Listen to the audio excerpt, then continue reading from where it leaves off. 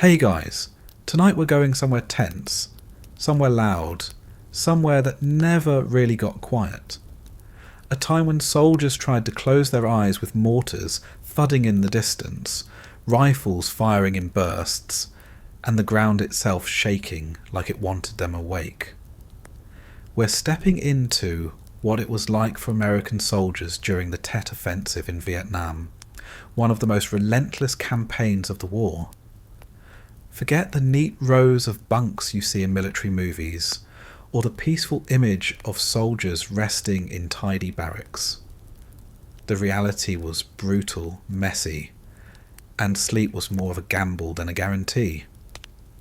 Before we get comfortable, take a second to like this video, and subscribe if you really enjoy what I do here, and let me know in the comments where you're listening from tonight, and what time it is for you right now. I always find it fascinating to see who's joining in across the world, whether you're just winding down or trying to fall asleep. Now, dim the lights, maybe let a fan hum in the background, and try to ease into tonight's journey. Imagine yourself dropped into the middle of 1968, deep in the jungles, the cities, and the fire bases of Vietnam. The good news is you're alive. The bad news is you're not sure for how long. Your ears ring constantly, your body aches from exhaustion, and even when you try to lie down, the sky might erupt without warning. Sleep isn't rest anymore. It's a fight against the chaos outside your helmet. And tonight, we're going to explore exactly how soldiers tried, and often failed, to drift off in the middle of a war that refused to stay quiet. You open your eyes to a sky that doesn't look like morning. It's grey, hazy, and filled with a smoke that smells of cordite and burnt wood. There's no gentle sunlight spilling into your room, no soft alarm clock buzz, no warm scent of coffee drifting through the air. Instead, there's a dull ringing in your ears, a leftover echo from the artillery that pounded half the night. Somewhere out beyond the tree line, another explosion rolls like thunder, but sharper, closer, with a vibration that travels straight through the dirt and up into your chest. It's not the kind of sound you get used to, but it's the kind of sound you learn not to flinch at, because if you jumped every time the sky cracked open, you'd never stop shaking. Your bed isn't a bed. It's a damp stretch of earth.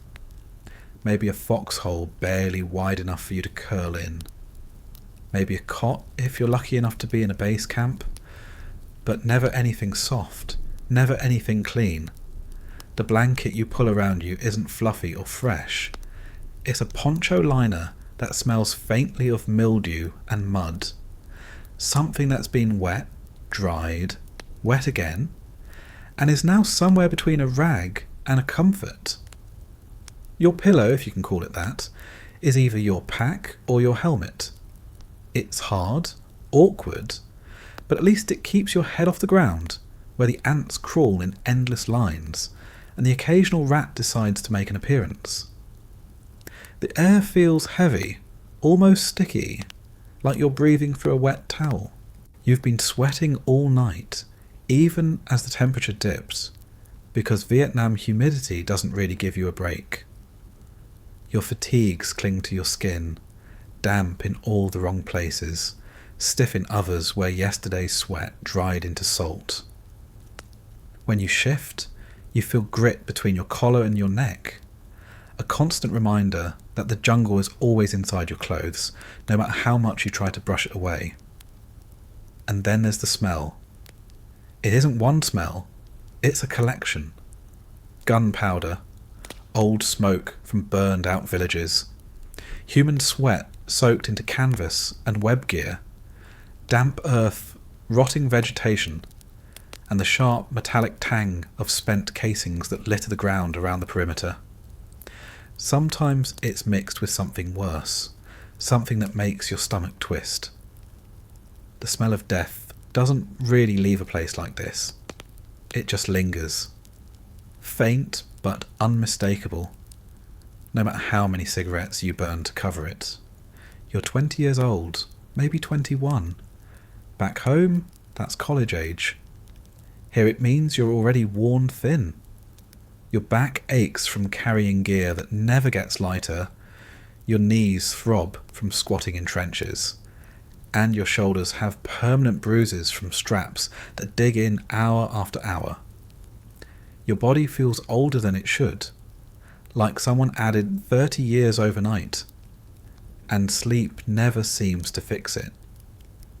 Every time you wake, you're still tired, still stiff, still waiting for the day when rest actually restores something. That day never comes. The first sound you hear clearly, once you push past the ringing, is voices. Men around you, mumbling, coughing, moving. Nobody wakes up fresh. Everyone wakes up slow, groaning, muttering, lighting cigarettes with hands that shake a little. Someone spits into the dirt.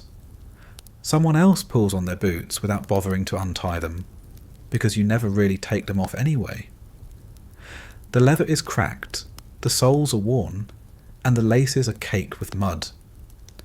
But bare feet here aren't an option. Too many insects, too many sharp things in the dirt, too many moments where you might have to run without warning. When the sky lightens just enough to call it morning, you start to notice the details of your surroundings. Sandbags stacked in uneven walls around you, some slumping, some torn open to spill grit.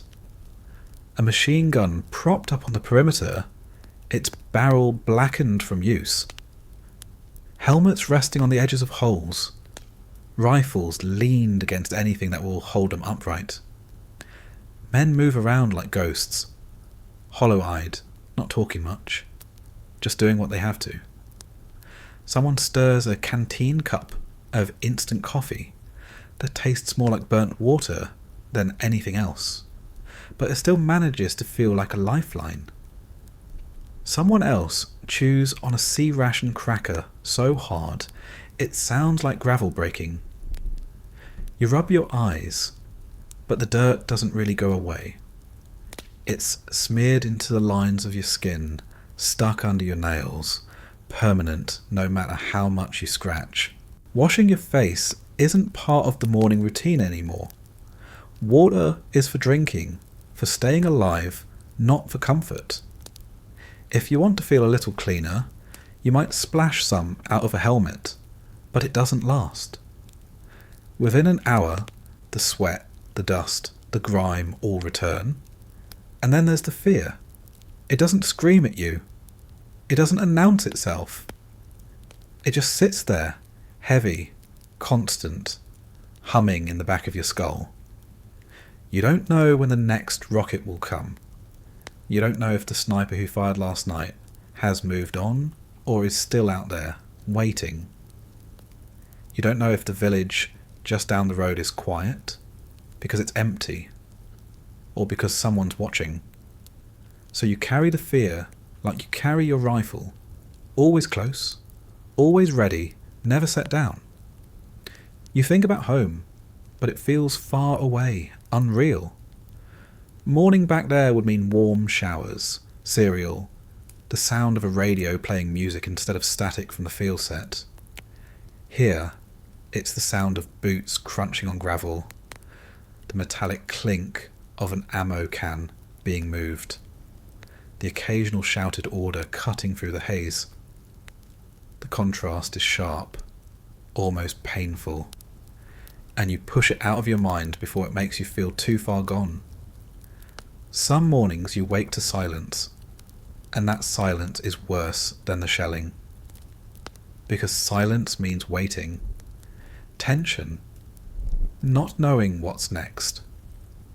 At least when mortars fall, you know where you stand. Silence stretches, bends, makes every second heavier, until someone coughs or someone mutters a curse just to break it. And then, inevitably, the silence cracks with another boom.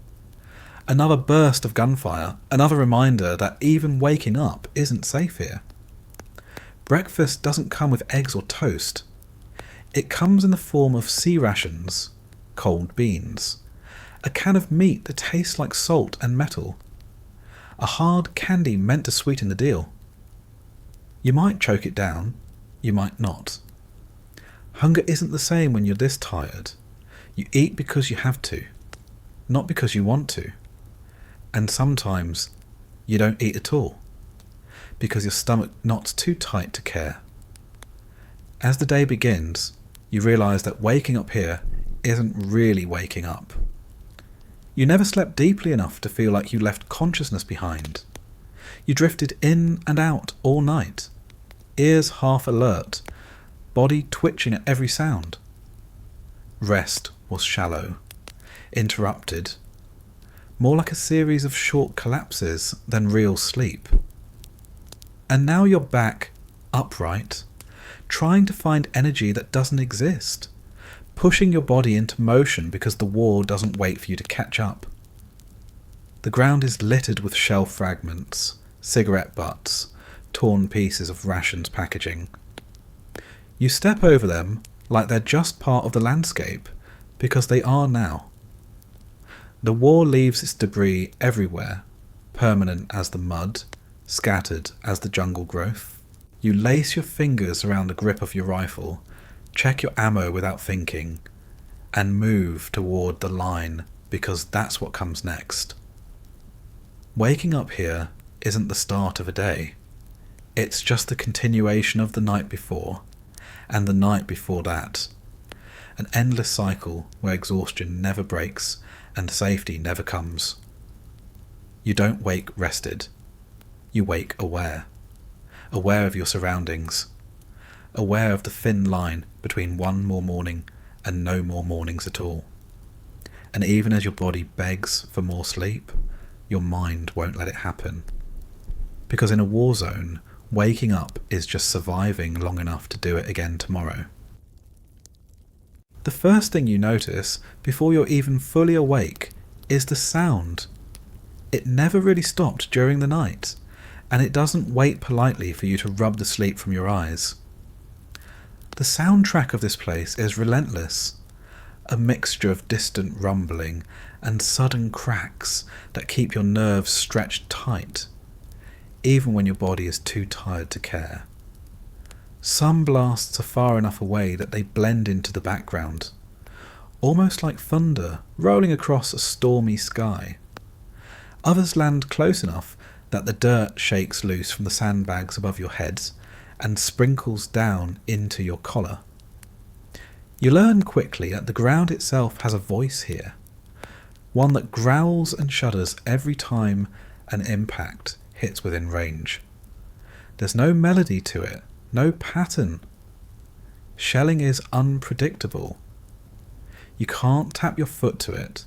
You can't get used to it like you might to the ticking of a clock.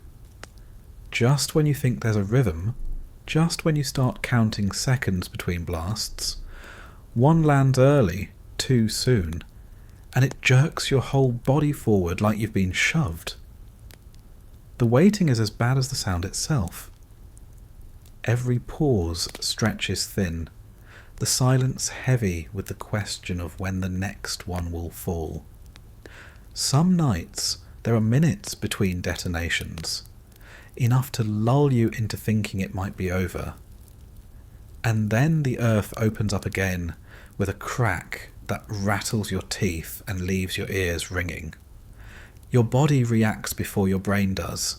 Muscles tense, shoulders hunch, your breath catches. You duck instinctively even though you're already low to the ground. Some men cover their heads with their helmets. Some curl into themselves. Some stare wide-eyed into the dark as if by watching hard enough they might spot the shell before it lands.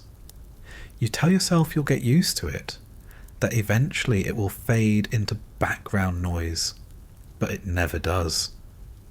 Even the veterans with months in country still twitch when the ground bucks beneath them.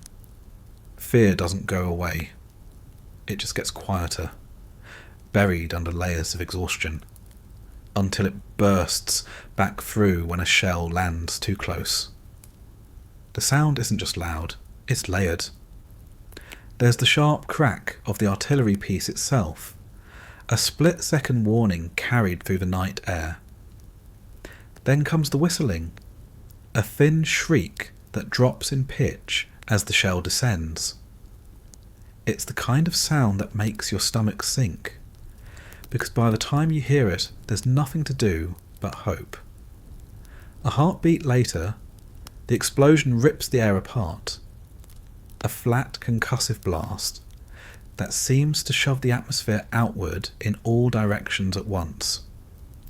The shockwave rolls through your chest, rattles your helmet, makes the ground feel less solid than it should. And then comes the aftersound, the debris pattering down, bits of earth and rock and sometimes shrapnel clattering against metal, against sandbags, against whatever cover you're clinging to. If you're on a base, the shelling often comes in volleys. One round, then another, the sky flashing with each detonation. You huddle low, counting without meaning to, 1, 2, 3, waiting for the sequence to stop.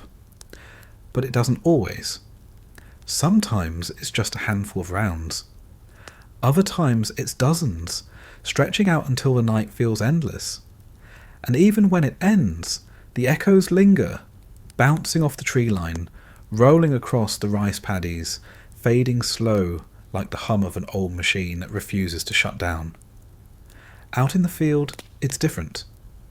Mortars, small, sudden, dropped in with almost no warning. The first clue is often the sound of the tube, a faint metallic clink somewhere out there in the dark. And then seconds later, the air tears open. There's no steady rhythm, no chance to predict. Just sudden eruptions, quick bursts that feel personal because they land right where you're trying to breathe. You dig yourself deeper into the dirt, press your face against the mud, grit grinding against your teeth, and you tell yourself that this one will miss, that the next one won't land here. Sometimes you're right, sometimes you're not. You'd think the human body couldn't sleep through it, but exhaustion is stronger than fear. Men learn to drift in and out even as shells fall, their minds too worn to fight for full awareness. They jolt awake with every blast, heart racing, then slip back into a half dream before the next one hits. It's not real rest, it's survival rest, fractured, shallow, interrupted. You wake in the morning feeling like you never closed your eyes, but technically you did. You slept in the cracks between explosions, in the thin margins of silence that stretched long enough for your brain to switch off. It isn't peace, it's collapse. The sound shapes everything about the night. Conversations are shouted in bursts between detonations, voices trailing off when the next one comes. Radios hiss and crackle, their static drowned out whenever the sky splits open. Even eating is dictated by it, sea rations shoveled into your mouth quickly in those moments of quiet, chewed fast before the ground shakes again. Cigarettes burn down faster than usual because your hands won't stop trembling, the ember glowing too bright against the dark. A dangerous beacon you cup with both palms as though your life depends on it. Maybe it does.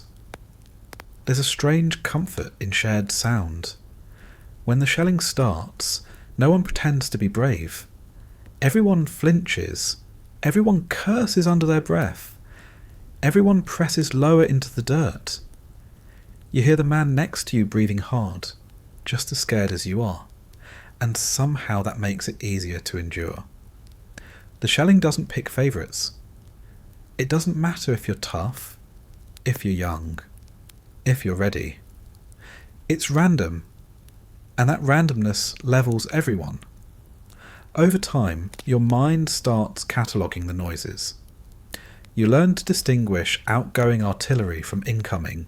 The deep thud of friendly guns is less frightening, even reassuring, though the first time you hear it, you probably dove for cover anyway. The whistle of incoming rounds is unmistakable, enough to snap you awake no matter how deep the exhaustion. The dull popping of mortars, the steady chug of machine gun fire, the staccato bursts of AKs in the distance. Every sound is filed away, identified, categorized. It doesn't make them less frightening, but it helps you know what's happening without needing to see. Hearing becomes a survival tool, sharpened by sleepless nights. But hearing everything means you also can't shut it out. The sound follows you into whatever dreams you manage to have. Even when you imagine yourself back home, maybe lying in your own bed, the echoes creep in, explosions muffled but still there, breaking the illusion. You wake with your heart racing, unsure for a moment where you are, until the next blast reminds you. There's no escape from it. Not in waking, not in sleep, not even in memory. Shelling changes the way you think about time. Minutes stretch out like hours when you're waiting for the next round to fall. Hours pass without you realizing because the noise fills them so completely. You measure the night not by the clock, but by the number of volleys, by the length of each barrage, by the quiet spells in between. Sometimes the quiet feels worse, because you know it won't last. You know another one is coming. The anticipation tightens your stomach more than the actual blast. Morning doesn't bring relief. The shelling often continues with daylight, though it feels different then. In daylight, you can at least see the smoke plumes, see the dirt fountains erupt where the rounds land. At night, it's just flashes and thunder, invisible death falling from the sky. In the day, it's visible destruction, easier to track, but no easier to avoid. And even when it stops, the ringing in your ears doesn't. A high, constant whine that fades only slightly with time, but never fully leaves. You think maybe you'll get used to it, that you'll adjust the way people adjust to city traffic, or a noisy neighbour. But this isn't a car horn. It's not someone's stereo. This is the earth itself being torn open again and again, and the body never accepts it as normal. You endure it. You live with it. You sometimes sleep through it out of sheer fatigue, but you never, ever get used to it. And so the soundtrack of shelling becomes the backdrop of every day and every night. It's the lullaby that refuses to soothe, the alarm clock that never turns off. It dictates when you sleep, how you sleep, and how deeply you can ever allow yourself to fall. It shapes your dreams, your nerves, your pulse. It becomes the rhythm of your existence, a brutal percussion that hammers through your bones until you forget what silence ever sounded like. When the shelling fades for a while, you finally notice where you're lying. The ground beneath you is never really flat. It's uneven, ridged, damp, and full of roots that press into your back no matter how you shift. Calling it a bed is almost a joke. Out here, a bed is whatever patch of earth you manage to claim. Sometimes it's a shallow scrape you dig out with your entrenching tool, hoping it's low enough to shield you from shrapnel. Sometimes it's a foxhole half collapsed from rain, edges crumbling into mud that sticks to your sleeves every time you move. Other times it's nothing more than bare ground, softened slightly by the constant traffic of boots. Foxholes are supposed to be protection, but they feel more like coffins you dig for yourself. Narrow, damp walls pressing close, the smell of wet sandbags mixing with sweat. If you're lucky, You and another guy can stretch out side by side, though stretch isn't really the right word. There's no stretching. There's curling up, knees drawn in, rifle propped within arm's reach. You don't let go of it, not even when you close your eyes. The stock digs into your ribs, the barrel cold against your arm, but it's a comfort in its own way. Rain ruins everything. The sky opens up without warning, water hammering down until your hole becomes a puddle. You shift, you bail with your helmet, you curse under your breath, but it keeps filling. Before long, your clothes are soaked, your boots squish with every move, and your so-called bed becomes a shallow swamp. You try to sleep sitting up, leaning against the wall of dirt, poncho liner pulled tight around you like it can keep out the water. It doesn't. The damp seeps in through every seam, until your skin wrinkles like you've spent hours in a bath. Except this bath smells of mud, mildew, and something sour that never seems to wash away. And then there's the jungle. It doesn't matter if you're at a firebase or out on patrol. The jungle is always close. Thick, dense, alive with sound. Crickets, frogs, cicadas screaming into the night. Sometimes it's so loud it drowns out your thoughts. A wall of noise that makes the silence after a blast almost unbearable. You try to lie still, but every rustle in the brush feels like something creeping closer. Sometimes it's just the wind. Sometimes it's rats the size of cats. Sometimes it's worse. The jungle doesn't sleep, and because it doesn't, neither do you. You spread your poncho across the ground to make a barrier, but it barely helps. The earth is still damp beneath it, the insects still crawl over it. Ants march in lines, fire ants that bite hard enough to make you swear out loud in the dark. Leeches find you no matter what you do. You brush them off your ankles, peel them from your calves, but they keep coming. Mosquitoes whine around your ears, dive bombing exposed skin until you slap at them blindly, leaving little smears of blood across your arms. You tuck yourself tighter into your gear, but the heat builds until you can't stand it anymore. You shift, exposing skin, and the cycle begins again. Comfort becomes a memory. You stop thinking of beds as soft or warm. Instead, comfort means finding a spot where the roots don't jab you too hard, where the water doesn't pool, where the ants aren't swarming. It means arranging your gear just right, so your back rests against something that doesn't crumble. It means accepting the smell of mildew in your poncho liner, because at least it still blocks a little breeze. You lower your standards every night until finally the only thing that matters is whether you can keep your head low and your rifle closer. Sometimes you're too far out to even dig in. You bed down in the open, under trees that drip condensation all night long. Leaves drip onto your face, down your collar, into your boots. The ground is spongy, the kind of soft that seems like it should be comfortable, but instead it just swallows your elbows and knees, making every shift awkward. Vines wrap around your gear, tangling straps so that when you move, everything jerks and snags. You lay flat, eyes open, listening to the jungle chatter, and you tell yourself you'll close them in a minute. A minute turns into an hour, and only when exhaustion pins you do you finally drift off. And then the shelling starts again, or a flare pops overhead, and you're awake instantly, heart hammering, body stiff. You glance around at the others, their eyes reflecting the faint light, wide and glassy. Nobody truly sleeps here. They nap, they collapse, they drift. But real sleep, the kind that heals, doesn't exist in a foxhole. The foxhole becomes a second skin.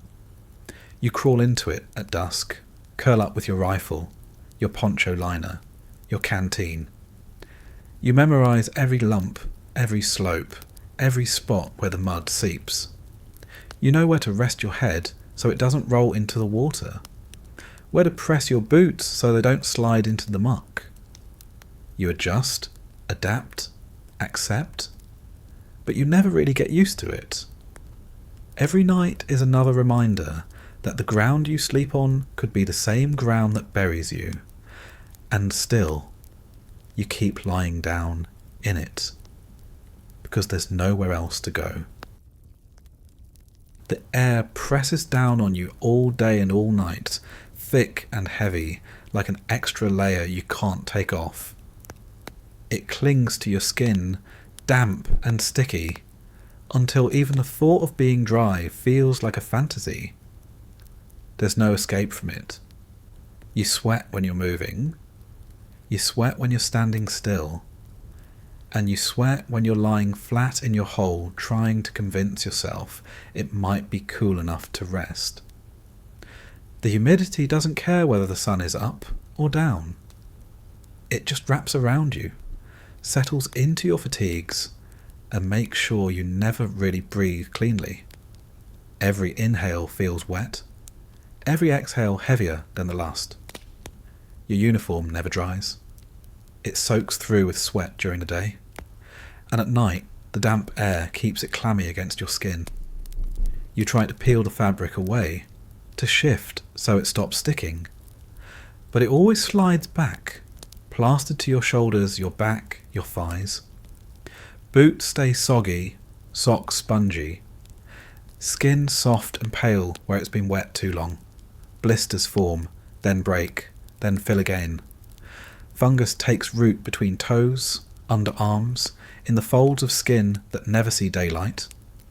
You scratch until you bleed, but the itch always returns. Men joke about jungle rot, but the laughter is thin.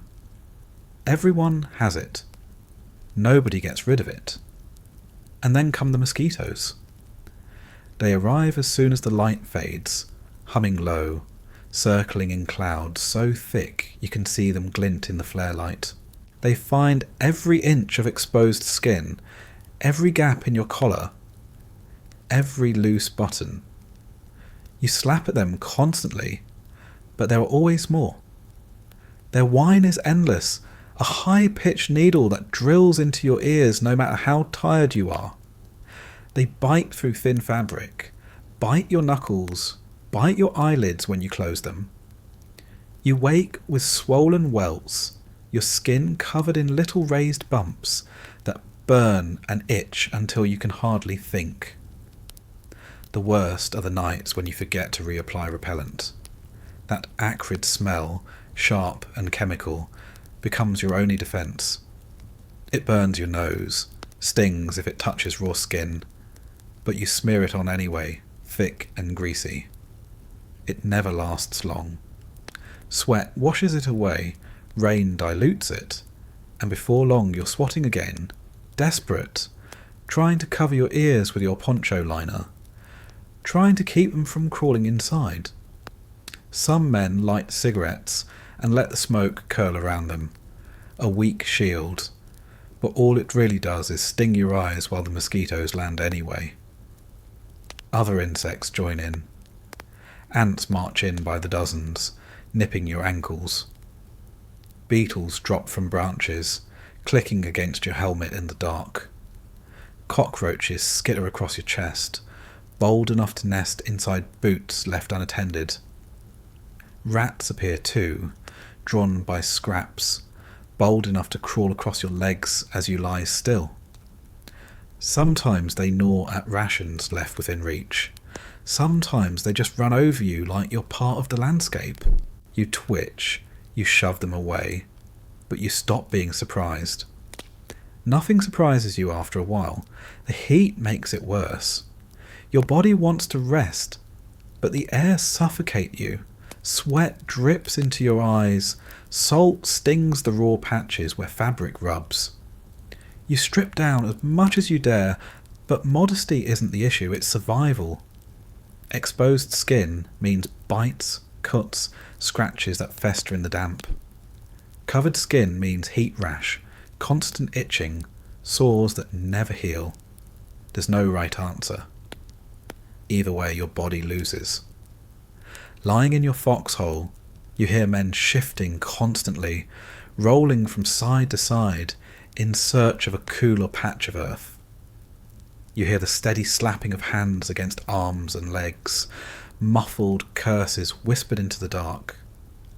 Sleep doesn't come easy when your skin crawls with movement, when every inch of you itches, when sweat pools in the small of your back, and the mosquitoes whine at your ears. You're too hot to cover yourself, too exposed not to. You alternate between pulling your poncho liner tight and throwing it off, neither choice bringing comfort. Sometimes the rain comes, and for a moment it feels like relief. Cool drops falling from the sky, washing sweat from your face, soaking your clothes until the heat ebbs just slightly. You tip your head back, let it run into your mouth, taste the metallic tang of sky water. But the relief doesn't last. Soon the rain turns heavy, sheets pouring down, and your foxhole fills again. You're drenched, your gear drenched, your rifle slick in your hands. The humidity spikes, and soon it's hotter than before, steam rising off the jungle floor, fog settling in low until everything feels like a sauna. You can't escape the cycle. The sun bakes you all day. The night smothers you all evening. The insects take what little peace is left. When exhaustion finally drags you down, it isn't because you've found comfort. It's because your body has simply given up fighting. You lie there, soaked, itching, ears ringing with the drone of wings, and eventually the darkness pulls you under despite it all. You don't wake refreshed. You wake drenched in sweat again, new welts dotting your arms, new sores stinging on your feet, and the day begins like it never ended. When the jungle goes quiet, when even the shelling pauses long enough for you to hear something besides explosions, that's when the other sounds creep in. You shift in your foxhole, trying to adjust your body against the damp dirt, and you hear a faint scratching just inches from your ear. At first you think it's a branch in the wind, or maybe a stray insect digging in the soil, but then it moves, faster, more deliberate, a scurrying, a low squeak, claws against sandbags, the faint sound of something alive that doesn't care about your rifle or your helmet, or the fact that you're supposed to be the predator in this war.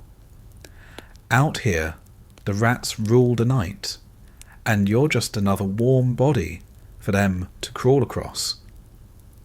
The first time you feel one brush against you, it shocks you awake like a jolt of electricity. Fur against your arm, quick and coarse, followed by the weight of a little body darting across your chest. You slap at it instinctively, your hand connecting with something solid that wriggles free and vanishes into the dark. Your skin crawls where it touched you. The phantom memory of claws scratching against your shirt, lingering long after the animal is gone. You look around at the others, expecting laughter, but nobody's laughing. They've all felt it too. Some men sleep with their poncho liners tucked tight around them, not because of the cold, but to keep the rats from running straight across their bare skin. It never really works. The rats find their way in anyway. They're not small either. These aren't the tiny things that scurry across alleyways back home. These are jungle rats, swollen on garbage and scraps, some as long as your forearm. Their eyes shine in the dim light of flares, bright pinpricks that vanish when you blink. They chew through anything. Ration cans left, cracked open. Packs left unattended. Even the corners of sandbags stacked to protect you. You hear the tearing in the middle of the night, that repetitive gnawing sound that makes your stomach turn. The sand shifts, the wall weakens, and you realise the rats are dismantling your defences one bite at a time. Food is what draws them, of course. Every time a man opens a tin of beans or meat from a sea ration, the smell spreads. No matter how careful you are, no matter how fast you eat, the odour lingers. Within minutes, you hear the skittering, the faint shuffle of little feet approaching from the tree line, or from the shadows between hooches. Some soldiers toss scraps away, hoping to lure the rats elsewhere. It works for a while, until the rats learn that humans themselves are reliable food sources. A crumb in your pocket, a bit of grease on your sleeve, the sweat itself on your skin, it's all enough to bring them closer. And if the rats weren't bad enough, there are the cockroaches. Huge, slick, impossible to crush completely. They swarm in the damp, hiding under rations boxes, crawling into boots left by your hole. You shake your gear out each morning because if you don't, you might shove your foot straight into a writhing mess of legs and wings. Roaches scuttle across your chest in the dark, their bodies cold and wet as they explore you like terrain. They get into your hair, into your packs, even into your rifle if you leave it unattended. Some men wake gagging because one crawled across their lips while they slept. Others claim to have found them in their canteens, floating, drowned, but not enough to keep the water from tasting off. You'd think you could kill them, but it never matters. You smash one under your boot, and 3 more scurry away. The jungle breeds them faster than you can stomp them, and the rot around you, rotting vegetation, rotting food, rotting flesh, feeds them constantly. They're as much a part of your nights as the mosquitoes, and they remind you, in their own disgusting way, that the war isn't the only thing keeping you awake. Sometimes it's the rats chewing at your pack. Sometimes it's the roaches crawling over your face. Either way, there's no peace. You hear stories that make you shudder even more than your own encounters. Men waking to feel teeth on their ears or their fingertips, rats gnawing at the softest, most vulnerable parts of the body. One guy swears he woke to find a rat tugging at the scab on his leg, the little creature trying to pull it free like a scrap of meat. Another tells you he saw rats feeding on the bodies in the wire outside the base, bold and unafraid, their teeth flashing in the moonlight as they stripped away flesh. You want to believe he's exaggerating, but deep down, you know he's not. It gets to the point where you stop reacting. At first you jump, swat, curse, but eventually you just lie there, too tired to care. A rat scurries across your boots, and you don't move. A roach lands on your shoulder and you brush it away without opening your eyes. Sleep, such as it is, becomes more important than disgust. Your body adapts by lowering its standards. What was once unthinkable becomes nightly routine. You don't tell yourself you're safe or clean. You just tell yourself you can last until morning. The rats don't only come at night either. During the day, you see them darting between bunkers, bold as stray dogs. They fight over scraps, squealing and hissing, their tails tangled as they roll across the dirt. Sometimes they vanish into the barrels of unused howitzers, sometimes into the stacks of ammo crates. You imagine them chewing through wires, through canvas, through anything that isn't stone or steel. They're everywhere, as permanent as the mud, and as hard to get rid of as the humidity. You start to wonder if the rats know something you don't. They always seem to appear just before trouble. The jungle grows quiet, the rats scurry low, and then the first mortars fall. It happens often enough that some men treat them like a warning system. If the rats are out in force, you know the night will be restless.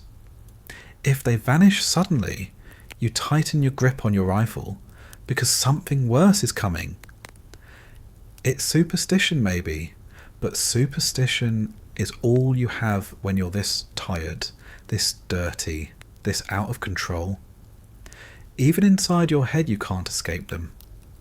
You dream of them, crawling in swarms, their claws scratching louder than the shelling, their teeth chattering as they gnaw through everything around you. You wake with your heart racing, convinced one is still on your chest, only to find your poncho liner damp with sweat. You slap at the air anyway, just in case. You pull your knees tighter, try to tuck in every loose edge, and you whisper curses into the dark. It doesn't help. By morning you're still covered in bites, your gear still chewed, and the rats still watching with those little shining eyes. And maybe the worst part isn't even the contact. It's the reminder. Every time you feel their presence, you're reminded how low the standards of living are here. You're supposed to be a soldier, part of the most powerful military in the world, and yet you can't even keep vermin from crawling across your face at night. You fight not just against enemies in the jungle, but against the constant indignity of being treated like part of the landscape, another warm-blooded thing for the rats to climb over. It strips away whatever pride you thought you had, leaving behind only endurance. You endure the shelling. You endure the sweat. You endure the rats and the roaches because there's no choice. And when dawn finally comes, when the sun rises heavy and the humidity turns the air thick again, you crawl out of your hole, brushing dirt from your fatigues, shaking your helmet to see what's crawled inside. You check your boots, tap them against the ground to chase out whatever might be hiding.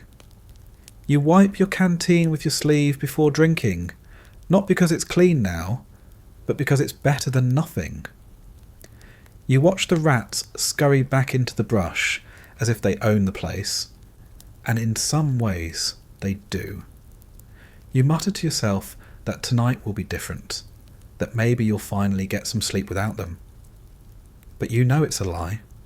When the light fades again, they'll return, bold as ever, waiting to share your space, your rations, your night, and you'll let them, because there's nothing else you can do. You don't realise how much value can be packed into a thin piece of nylon until you're in the middle of a war zone.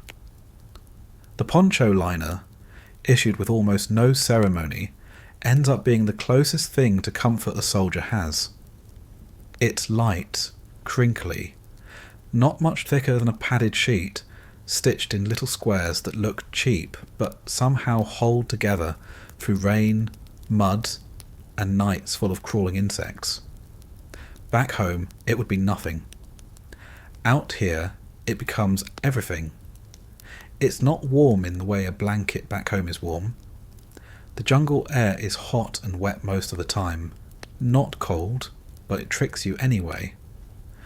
Sweat cools fast in the night, and when the temperature drops just enough, your body shivers in the damp. The poncho liner doesn't exactly trap the heat, but it makes a bubble around you, a thin shield between skin and air. Wrapped tight in it, you convince yourself you're a little less exposed, a little more human. Soldiers call it the wooby, not because it deserves affection, but because anything that comes close to comfort earns a nickname. You fold it around you every night, even if you know it's soaked. The liner never really dries. Once the rain soaks through, once the humidity works its way into the fibres, it stays clammy. You try draping it over branches in the rare sun, but within minutes the air pulls the moisture back in. You end up carrying a damp sheet rolled tight on your pack, And at night you unroll it, press your face against it, and pretend it doesn't smell of mildew. The odour sticks no matter what you do. Sharp, musty, unmistakably wet. Still, you breathe it in, because it's better than the smell of dirt alone. In a foxhole, the poncho liner is a barrier as much as a blanket. You spread it under your body to keep the ground from leaching the warmth out of you. You pull it over your chest to keep the rats from climbing directly across your skin. You tuck it around your shoulders so the mosquitoes find fewer gaps. It's not foolproof. The bugs still bite, the damp still creeps in, the rats still find their way across. But for a little while, you can pretend you're inside something that belongs to you, not just the earth itself. It gives you the illusion of space, of separation. And sometimes illusion is all you need. Some nights you use it as a shield against the rain. You drape it over your head, curl underneath, and let the water drum against the thin fabric. It leaks eventually, soaking through at the seams, dripping down your neck. But for those first few minutes, you hear the patter on the liner instead of on your face, and you let yourself believe you're dry. The sound becomes a kind of rhythm, steady, predictable, unlike the chaos of shelling. It's the closest thing to a lullaby the jungle gives you. Other times you use it as padding. The ground is too hard, the roots too sharp, the mud too sticky. You fold the liner, double it under your hips, under your shoulder blades, trying to create softness where there is none. It doesn't last, but it helps you make it through the hours when your bones ache from carrying gear all day. Even the faintest cushion feels like a luxury when you're used to sleeping on wet dirt. There's a ritual to how men treat their liners. Some fold them meticulously, tucking the corners, rolling them tight, tying them to their packs as if order will protect the thin fabric from the next storm. Others crumple them into balls, shove them into whatever space is left, not caring if they rip or stain. Either way, every soldier checks for it at night. Before food, before water, before even cleaning their rifle, they make sure the liner is there. Lose it, and you lose the last scrap of comfort you're allowed. You start to envy its versatility. It works as a blanket, as a ground sheet, as a makeshift pillow, even as a stretcher when someone goes down. You see them tied up as shade of hooches, stretched into hammocks between trees, cut into pieces and sewn into improvised gear. The fabric is thin but stubborn, refusing to quit even when it's torn and frayed. You notice how the stitching holds after weeks of abuse, and you wonder why the rest of your gear can't be as reliable. The poncho liner becomes personal in a way few things do in this place. You recognise your own immediately, even among dozens. The stains are unique, the pattern of tears familiar. Some men mark theirs with names, initials, drawings scrawled in pen that run in the rain but leave faint shadows behind. Others leave them plain, but treat them like sacred property. You don't borrow another man's liner unless you want trouble. It's as close to private ownership as you get out here, more important than almost anything else you carry besides your rifle. It also carries memory, nights of huddling under it, trying to muffle the sound of distant gunfire. Mornings of rolling it damp and heavy, strapping it to your pack before another endless march. You can smell the history on it, the layers of sweat and dirt, the smoke from burned villages, the rain from monsoon nights. Every fold, every patch tells a story, even if nobody ever speaks it out loud. You learn to associate the feel of it against your cheek with survival, with the rare moments your body finally collapses enough to rest. There's no softness in war, but this comes closest. The poncho liner doesn't remove the misery. It doesn't block out the fear or silence the jungle or stop the shelling. It just puts a thin layer between you and the worst of it. And sometimes that's all it takes. One layer of nylon between you and the mud, and you can almost imagine you're not lying in a hole that could become your grave. One layer of fabric over your chest, and you can almost imagine the mosquitoes will pass you by tonight. Almost. You learn quickly how fragile comfort is, how rationed it becomes. Back home, you never thought about blankets. You had spares in closets, folded clean, waiting. Out here, one thin liner is everything. When it's lost, stolen, or destroyed, you don't just miss the fabric. You miss the illusion of safety it gave you.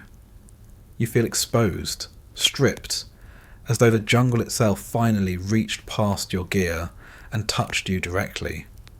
Men fight for liners, trade favours for them, cling to them even when they're falling apart. They are worth more than their weight, more than the ration cans, more than the gear that fills your pack. And so every night, no matter how tired you are, no matter how wet the fabric is, you reach for it. You wrap it around your shoulders, tuck it under your chin, curl into it as though it can hold you together.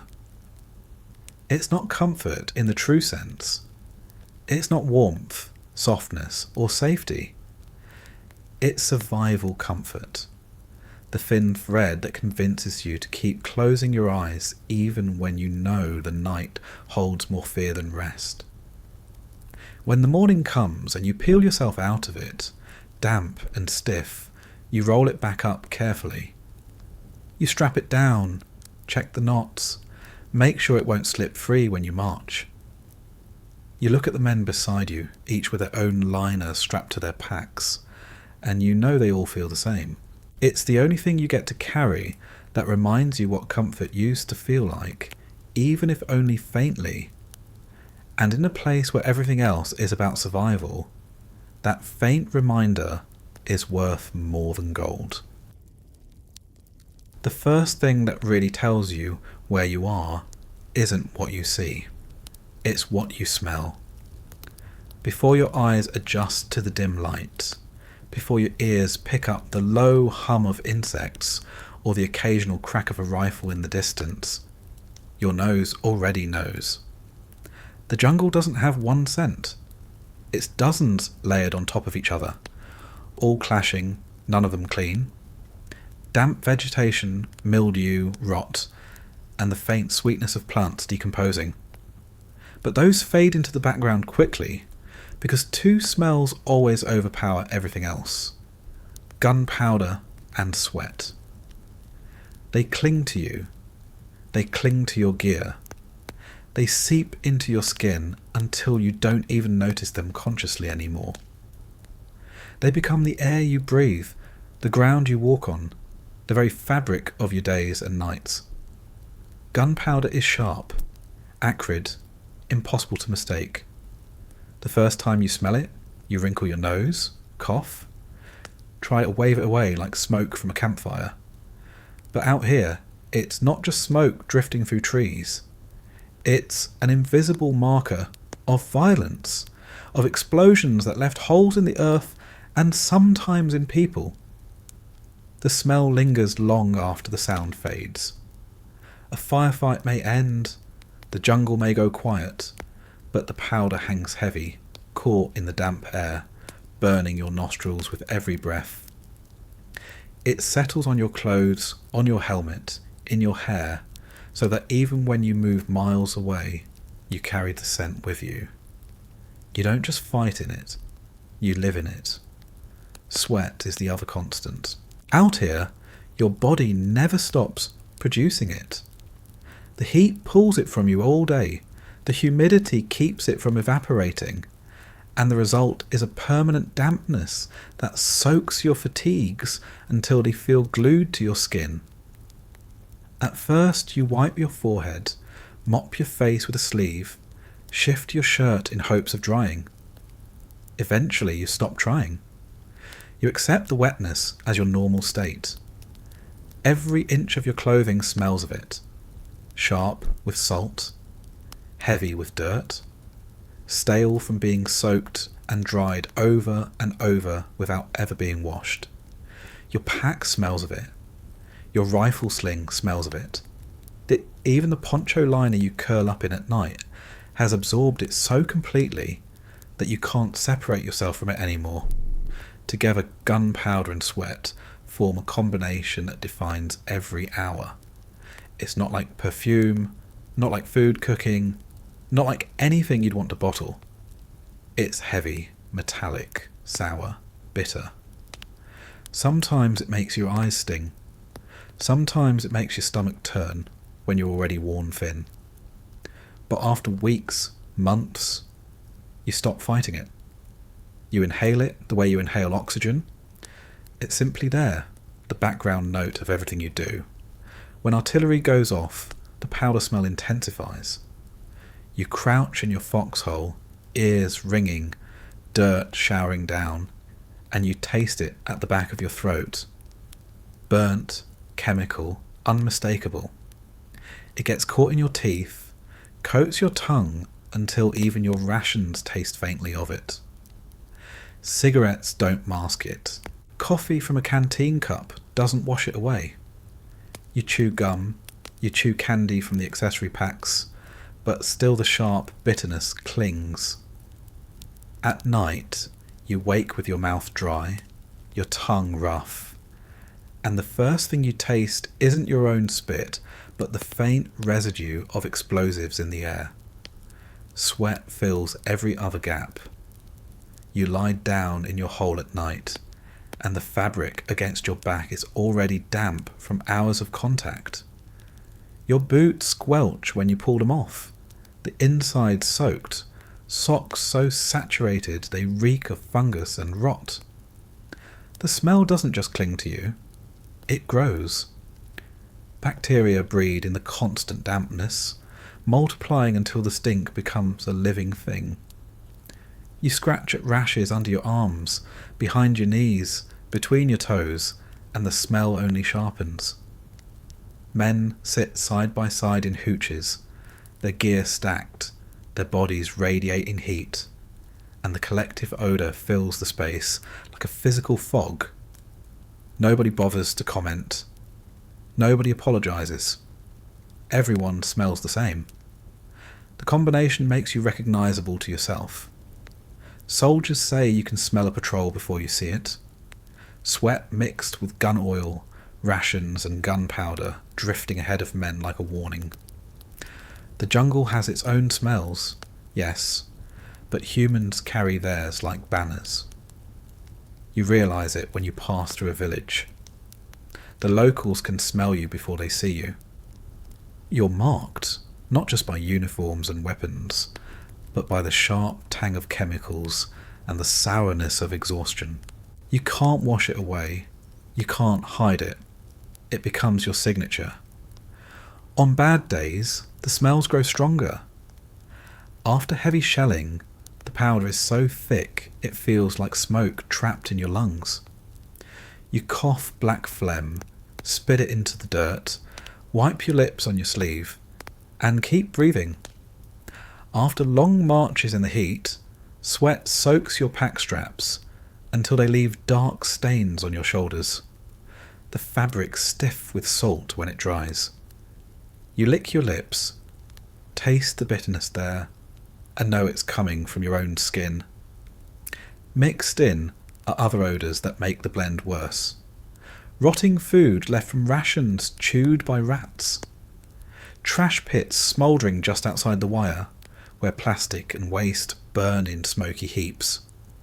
Fuel spilling from drums, sharp and oily, sticking to your hands when you handle them. And beneath it all, sometimes faint, sometimes overwhelming, The smell you never want to admit you recognise. Death. It doesn't take much for the scent of gunpowder and sweat to mix with that sweet, heavy stench of flesh that's been left too long in the heat. The jungle covers many things, but it never covers that completely. You tell yourself you'll forget it, but you don't. You learn to live with it. In moments of rare quiet, when the shelling stops and the night stretches long, you realise you're surrounded by nothing but the smell of men. Dozens of bodies crammed into close quarters, all sweating, all breathing, all marinated in the same damp uniforms. The air feels thick, sour, but nobody complains. You can't. There's no clean shirt to change into, no shower to rinse off in, no laundry line waiting to dry your fatigues. Soap is a fantasy. You may splash water on your face from a canteen, but it only drips salt onto salt. You lie back anyway, close your eyes, and pretend you don't notice. The poncho liner traps it. Once you wrap yourself in it, the combined smell of sweat and mildew folds around you like a cocoon. It's almost suffocating at first, but then it becomes familiar. Familiar enough to trick your body into sleep. You breathe through your mouth, ignoring the sting in your nose, and drift off despite yourself.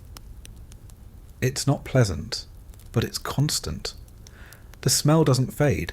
It never surprises you.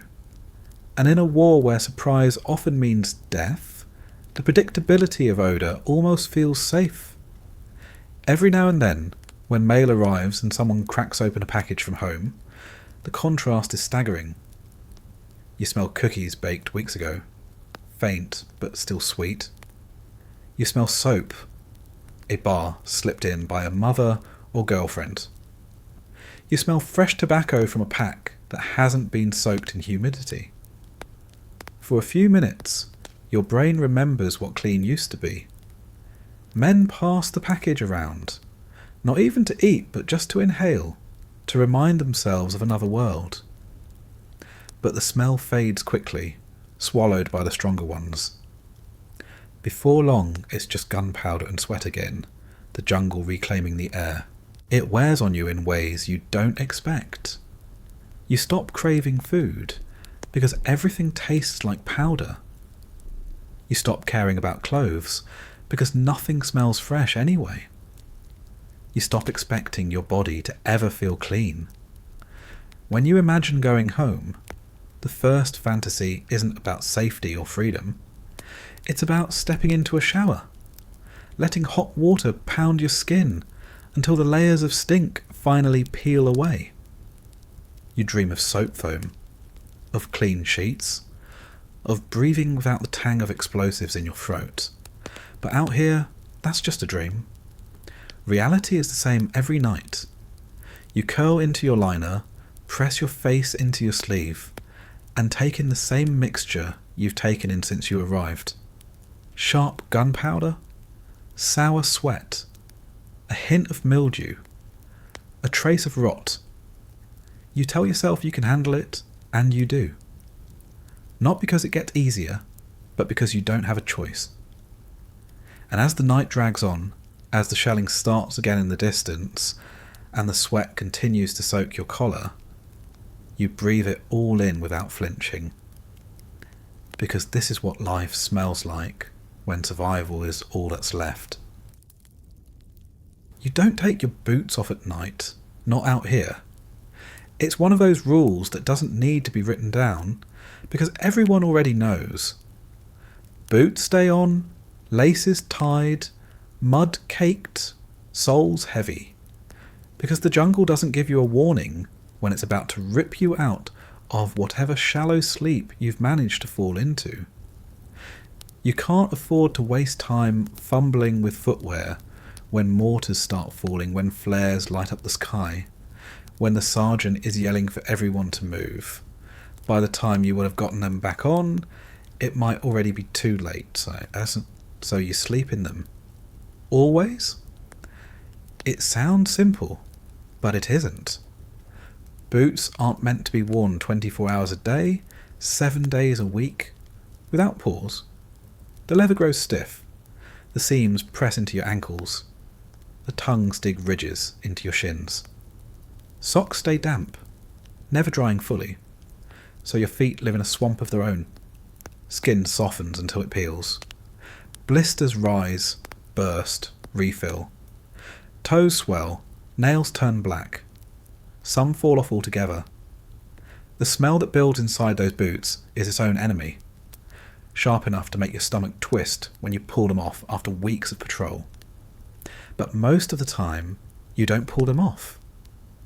You live in them, you sleep in them, and you wake with them already tied, ready to move before your eyes are even open.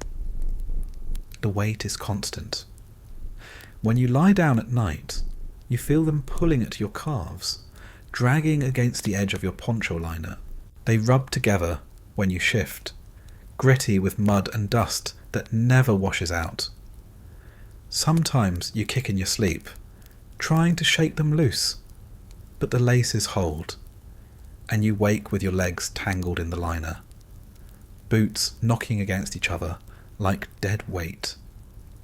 You stretch your toes inside, flex them until the cramps ease, then curl back down, resigned to the fact that they'll never really rest. Your feet start to feel like something separate from you, like dead meat strapped to the ends of your legs. They ache constantly, a deep throb that doesn't vanish no matter how much you shift. Every step during the day grinds the ache deeper, and every night, instead of relief, you just lie there with the weight of the boots pressing down. The circulation cuts off, toes tingle, and still you keep them on. Because the alternative is worse. Bare feet in the jungle mean cuts, infection, parasites. Bare feet in a firefight mean hesitation, vulnerability. Bare feet mean death. The jungle doesn't let you forget why you keep them laced. You hear stories of men who loosen their boots at night, just for a bit of relief, only to be caught by surprise. A rocket hit, a raid swept through, and they scrambled barefoot into mud littered with sharp roots, shrapnel, and fragments of glass. Some never made it past the wire. The lesson spreads quick. No matter how much your feet beg for air, you smother them in leather anyway. The boots themselves are far from perfect. Issued jungle boots are heavy. The canvas tops meant to drain water through small eyelets near the sole. They do drain, but they never dry. You slog through paddies, streams, swamps, and within minutes your socks are soaked through, squishing with every step. At night, the water hasn't gone anywhere. Your skin stays wet, wrinkled, pale like it's been boiled. You rub at it in the dark, try to stuff rags inside to absorb some of the damp, but nothing works. Your boots become tiny swamps, breeding grounds for fungus and bacteria. Your feet become casualties long before the rest of you does, and yet you cling to them. They're the only barrier between you and the jungle floor, between you and the scorpions, centipedes, ants, and snakes that share the night with you. You feel movement sometimes, tiny scratches against the leather, insects climbing across. You shudder, but you don't dare unlace them. Better to sweat inside than expose your skin to teeth and stingers. You sleep with your legs curled tight, boots pressed against the poncho liner, hoping nothing crawls inside the tops. You've heard of it happening, soldiers waking to find something alive nestled in the dark warmth of a boot. You always shake them out when you can, but in the night, you just hope the laces hold tight enough. The psychological weight of never taking them off is its own burden. Back home, taking your shoes off meant relief. It meant the day was done, that you could finally relax. Here there's no such ritual. There's no line between working hours and resting hours. You're always on, always in uniform, always ready. Boots on your feet are the reminder that you're still in danger, still in a place where tomorrow isn't promised. Even in your shallow dreams, you feel them, heavy at the end of your legs, dragging you back to the mud, to the noise, to the reality of where you are. You start to forget what bare feet even feel like. The idea of walking across a floor without boots becomes foreign, like a memory from another life. You imagine stepping on cool tile, on carpet, on grass, but it's abstract, dreamlike.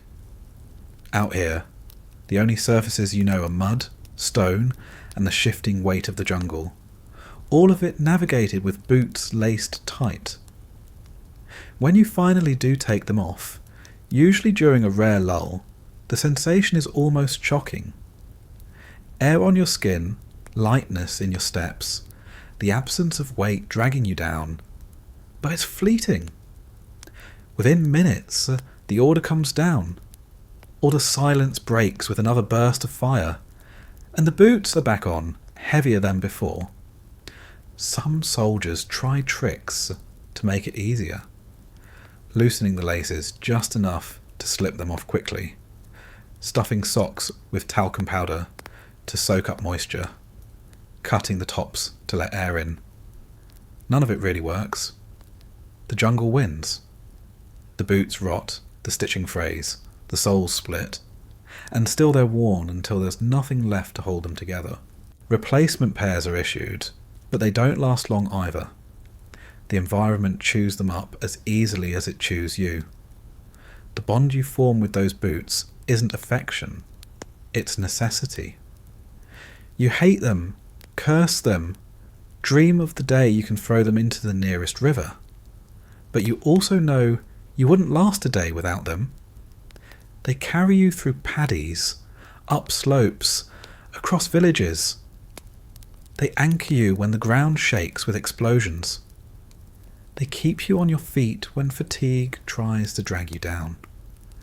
They're the prison you carry, but also the shield that keeps you alive. At night, when you curl into your poncho liner, rifle at your side, helmet tilted just enough to block the lighter flares, the boots stay on. They rest against the dirt, heavy, swollen, and you rest with them.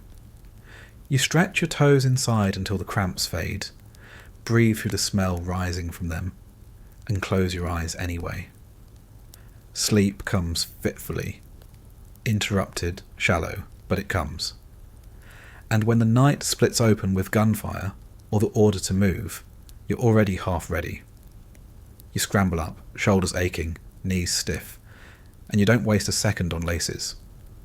You're running, rifle in hand, boots already pounding the mud. That's why you never take them off. Not because you want to, not because it's comfortable, but because the jungle doesn't wait for you to get dressed. It doesn't give you warnings. It doesn't give you time. It demands you sleep in your armour, feet trapped, body half awake, mind always ready to leap. You accept it, like you accept the sweat, the rats, the gunpowder. Another discomfort stacked on top of 1,000 others. Another piece of survival you never asked for but can't do without. And so every night ends the same way it begins. Boots on, laces tied, mud drying stiff against the leather. You curl around them, you sweat inside them, and you wake already wearing the weight of another day. The hardest hours are the ones when the jungle goes quiet. Not the constant drone of insects, or the far-off thud of artillery, but that sudden, unnatural silence that falls thick over the camp. You can feel it before you recognise it. The hairs on your neck lift, your stomach knots, and every breath feels louder than it should. You know enough by now to understand what silence means. It means something is out there, moving. It means someone might be watching. It means tonight might not pass without the sound of gunfire. That's the moment when fear settles deepest, when you lie in your hole staring into the dark and wonder if this is the night they come. The fear of night raids is never abstract. It's not a rumour or a lesson told by someone else. It's a story written in real screams you've heard before, in flares you've seen split the sky at 2 a.m, in sudden bursts of fire that jolted you awake before you even knew what was happening. Once you've lived through one, the possibility of another never leaves. You don't sleep deeply again, not really. You just hover on the edge of consciousness, waiting for the sound that proves your instincts right. Raids don't announce themselves. They don't start with speeches or threats. They start with movement you can barely hear. Branches snapping where no branches should be. Feet pressing into mud where no patrol should be walking. Then, sometimes, the whistle of incoming rounds, mortars or rockets softening you up before the real push begins. Other times it's quieter. Sudden bursts of AK fire ripping through the dark as shapes rush the wire, fast, low, impossible to count. By the time your mind registers what's happening, your body is already reacting. You're up, rifle in hand, boots pounding the dirt, heart hammering as adrenaline replaces whatever shallow sleep you thought you had. That's why nobody ever lets themselves fully relax. You curl in your poncho liner, yes, but you never let your rifle out of reach. One hand is usually close enough to grab it in an instant, fingers curled in habit. Your helmet stays near your head, sometimes tilted over your face like a makeshift shade, but never far enough that you couldn't jam it on in seconds. The same with your gear. You might strip down to nothing but your sweat-soaked fatigues, but your webbing, your magazines, your canteen, they're stacked close, within arm's reach. Because when a raid hits, you don't get time to fumble. You either move immediately, or you don't move at all. The worst part is the waiting. You never know if tonight is the night. Every evening you go to ground, nerves stretched tight, listening to the sounds of the jungle. A frog croaks, an insect buzzes, a rat scurries, and each one sounds like footsteps in disguise. You lie still, eyes open, staring into shadows that shift with the breeze. The silence stretches, your body aches from the tension, and still you can't make yourself close your eyes fully. You know how fast things can change. 1 second, the night is just another endless, humid expanse. The next, it's lit up by tracers streaking overhead, by flares hissing as they descend, by explosions shaking the dirt beneath you.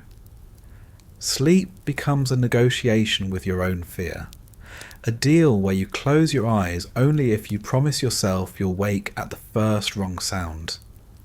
And then there are the stories. Every camp has them, passed along in low voices when the lights are dim. Stories of raids where men never even got out of their holes. Stories of bases overrun in minutes, of guards caught sleeping, of whole platoons torn apart before they even knew what was happening. Some are exaggerated, maybe, but enough are true to keep you restless. You remember the faces of the men who told you, their eyes flat, their voices steady, and you realise they're not trying to scare you. They're telling you the truth of what you signed up for. Sometimes the fear takes shape in your dreams. You're back in your hole, same as every night, and you hear it, the rustle in the brush, the click of a rifle being cocked, the shout you can't make out. You wake sweating, rifle already in your hands, eyes darting for movement. It takes a long minute to realise it's just your own mind tormenting you. But the relief doesn't last, because you know that dream could become reality at any moment. The raids don't just come in the jungle, in the cities, during the Tet Offensive, It was worse in some ways. You thought you were safe in a building, with walls around you, maybe even a roof. But safety was always temporary. Raids came down narrow alleys, through broken windows, from rooftops you thought were clear.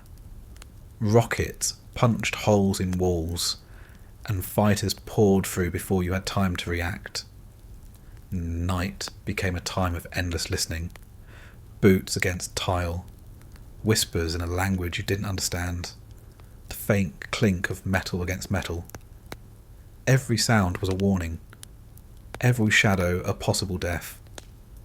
When a raid does come, the chaos is complete. Flares light the sky, casting everything in a sickly glow that makes faces look ghostly, that turns trees into jagged silhouettes.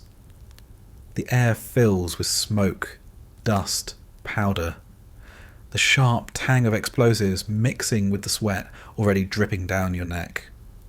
Commands are shouted, rifles crack, machine guns chatter in long bursts. You move automatically, body acting on training while your mind lags behind. You don't think about sleeping anymore. You don't even remember that you were tired.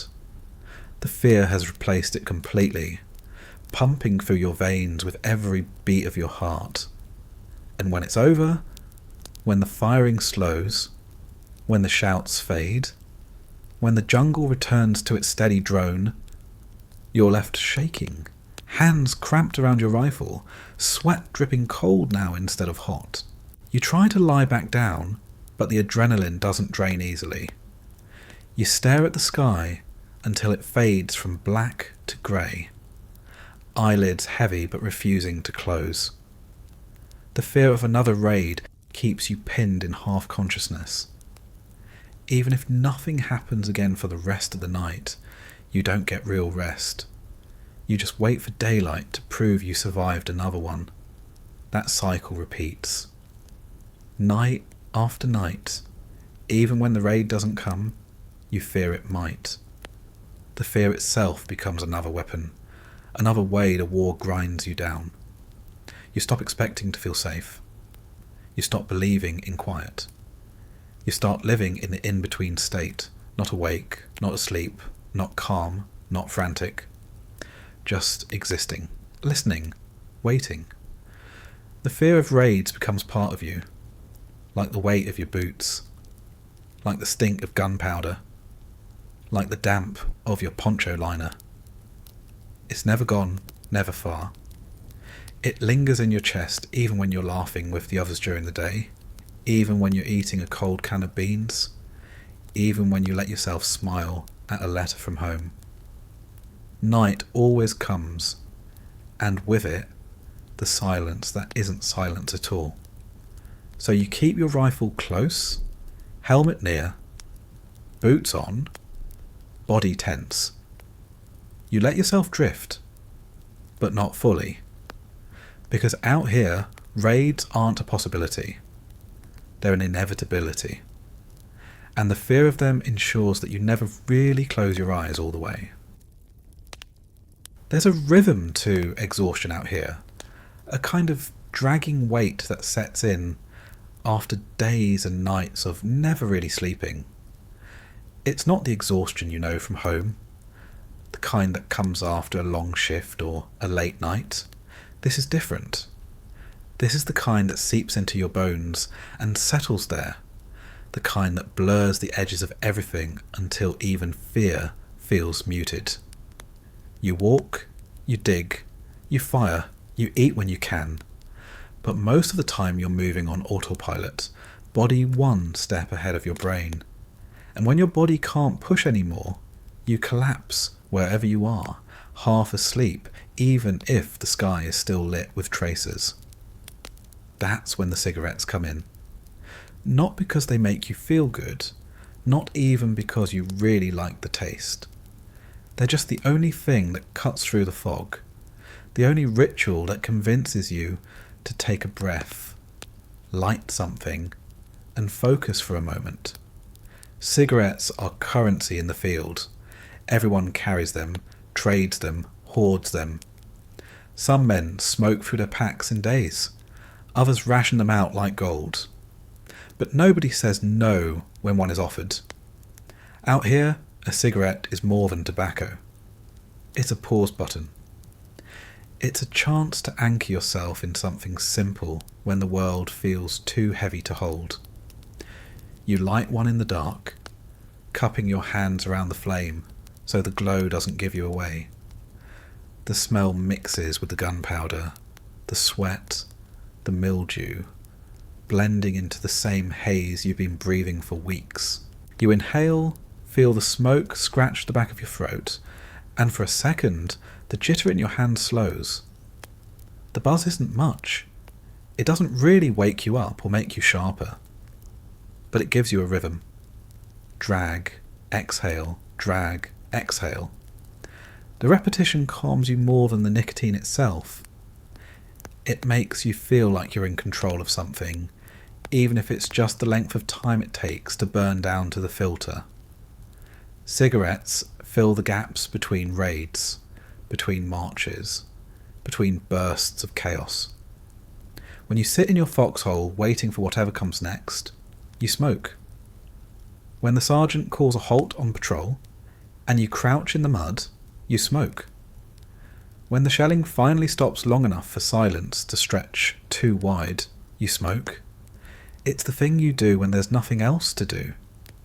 The thing that keeps your fingers busy so your mind doesn't unravel. You tell yourself you'll quit when you're home, that you're only smoking out here because of the stress. But deep down, you know it's not about quitting or continuing. It's about surviving the next 10 minutes without going mad from the waiting. The exhaustion doesn't really lift with cigarettes though. It stays heavy, dull, layered on your shoulders. You learn to move inside it, to function while half asleep. Your eyes glaze, your steps drag, and still you keep going. Sometimes you don't remember walking certain stretches of trail, only that your boots carried you there. Sometimes you don't remember eating, only that the empty ration tin is beside you. Sleep deprivation blurs days together until you can't count them. Morning, night, it all blends. The only markers are the sounds of battle, the smell of powder, the crack of flares overhead. You forget dates, forget hours. Time isn't measured in clocks anymore. It's measured in how many cigarettes are left in your pack, how many shells land before the pause, how many times you jerk awake when your chin drops to your chest. The numbness sets in when the exhaustion becomes too much to fight. You don't feel hungry even when you haven't eaten. You don't feel scared even when the sirens wail. You don't feel angry even when orders grind you down. You just feel blank. You smoke another cigarette, you reload your rifle, you stare out into the tree line. You're not thinking about tomorrow, or home, or even the men beside you. You're just thinking about keeping your head up until the next pause, the next break, the next breath. And yet, within that numbness, the cigarettes carve out little rituals of humanity. A soldier shares his last one with you, and for a few minutes, you're not two men waiting for death. You're just two people leaning against sandbags, blowing smoke into the same damp air. Someone cracks a joke as they light theirs, the ember glowing bright in the dark, and you laugh even though the joke isn't funny. You laugh because the act of laughing makes you feel awake, alive, less trapped in the haze. Cigarettes become the glue that binds men together when everything else strips them apart. The exhaustion shows in your body. Your eyes stay bloodshot, lids heavy, dark circles carved deep into your face. Your shoulders slump, your hands shake, your legs twitch when you finally sit still. Sometimes you nod off, sitting upright, cigarette still burning between your fingers, ash dropping onto your sleeve. You wake with a start, blink hard, and drag again as though the smoke itself will keep you alert. It doesn't. But you convince yourself it does, because you need something to believe in. There are moments when exhaustion is so thick you can't feel anything else.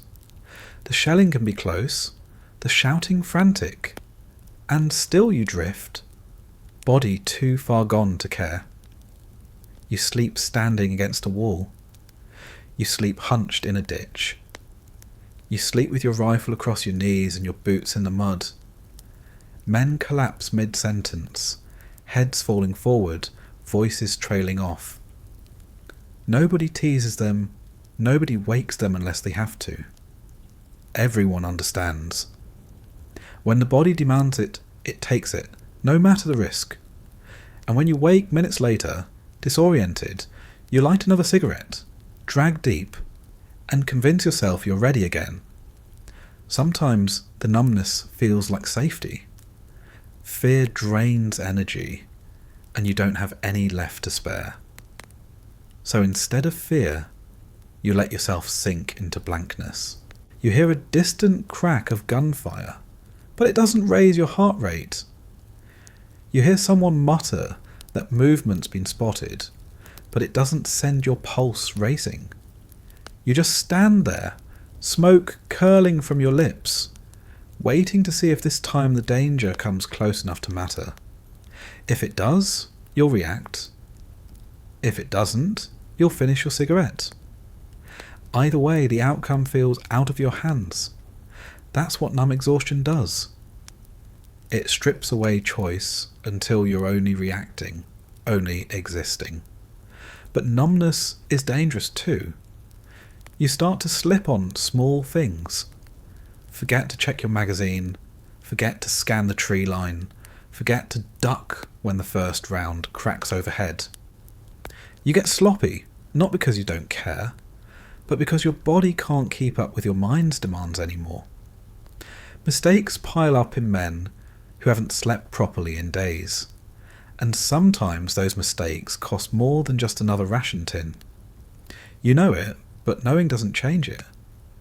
You light another cigarette, suck it down, and push yourself forward, because there's no other option. In those rare pauses when the world doesn't demand anything of you, you sit back against the dirt, let your helmet tilt forward, and smoke in silence. The ember glows, your chest rises and falls, and for those few minutes you feel like a human again, not just a gear in the machine. The smoke curls up and disappears into the dark, and you wish you could disappear with it. Instead, you grind the butt out, tuck it in your pocket or flick it into the mud, and keep going. Because the night isn't done, the exhaustion isn't done, and the numbness never really leaves. The sandbags are what stand between you and everything outside, and when you first see them stacked around the perimeter, you almost believe in them. Rows of heavy burlap sacks filled with dirt, stacked waist high or higher, packed tight against each other to make walls around foxholes, bunkers, hooches. They look solid at a glance, like something that could stop whatever the jungle throws at you. You run your hand across them, feel the rough texture of the fabric, the seams straining under the weight of the dirt packed inside. They look dependable, and out here you want to believe in anything that looks dependable. But it doesn't take long before you understand what sandbags really are. They're not armour. They're not walls. They're temporary barriers, fragile things that rot in the rain and tear under the pressure of time. You press against one, and dirt trickles out of the seam, running like powder down into the mud at your boots.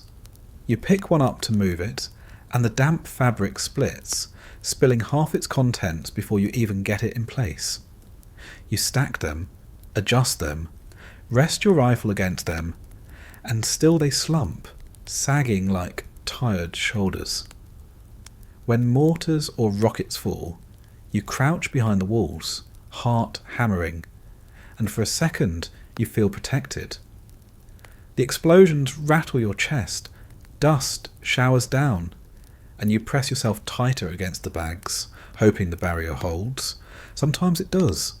A fragment whizzes overhead, thuds into the burlap, and you thank the thin fabric for stopping it.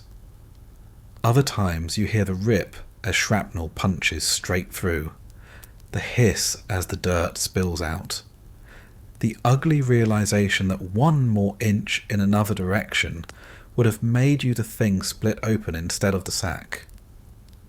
You run your hand across the torn bag, feel the heat of the impact, and realize again how thin the line really is. You notice how the walls change after every night of shelling. What was a solid stack yesterday is now a heap of half-burst sacks, dirt spilling out into the trench floor, leaving gaps wide enough to see through. You patch them with whatever you can, new bags if supply allows, old ones turned sideways if not. Sometimes you stuff them with trash, with scrap, with whatever will fill the space. It never feels like enough. You look at the patchwork walls, uneven and frayed, and you know they're just waiting to give way again the next time the ground shakes. The rain makes it worse. It soaks the burlap until it grows soft and weak, until the seams stretch and split.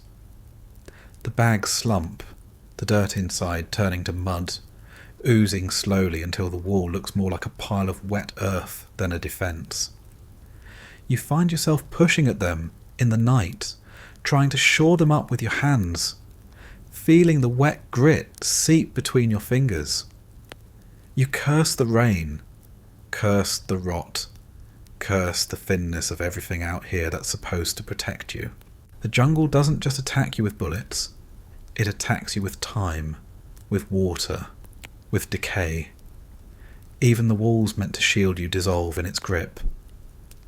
Inside a bunker, the sandbags line the walls thick, layered rows meant to make you feel safe. But you know better. You've seen what happens when rockets hit. You've seen the blast push through the bags, tear holes in the roof, throw dirt and stone across the floor. You've heard the screams of men buried when the walls collapsed instead of held. You sit inside, the musty smell of damp fabric filling your nose, and you stare at the seams, the tiny holes, the places where the stitching frays. You imagine them bursting open, the dirt pouring down, the air filled with dust and fire. And still you stay, because there's nowhere else to go. The bags aren't just walls, they're furniture too. You sit on them, lean against them, rest your helmet on them when you're too tired to hold your head up. You run your fingers over the coarse fabric absent-mindedly, tracing the lines where the dirt pushes against the seams. Sometimes you lay back on a pile of them, pretending they're a mattress, pretending you're not pressed against the same sacks that might tear open the next time shrapnel finds them. It's the closest you get to comfort, and it's a fragile one. The sound of bullets slamming into sandbags is one you never forget.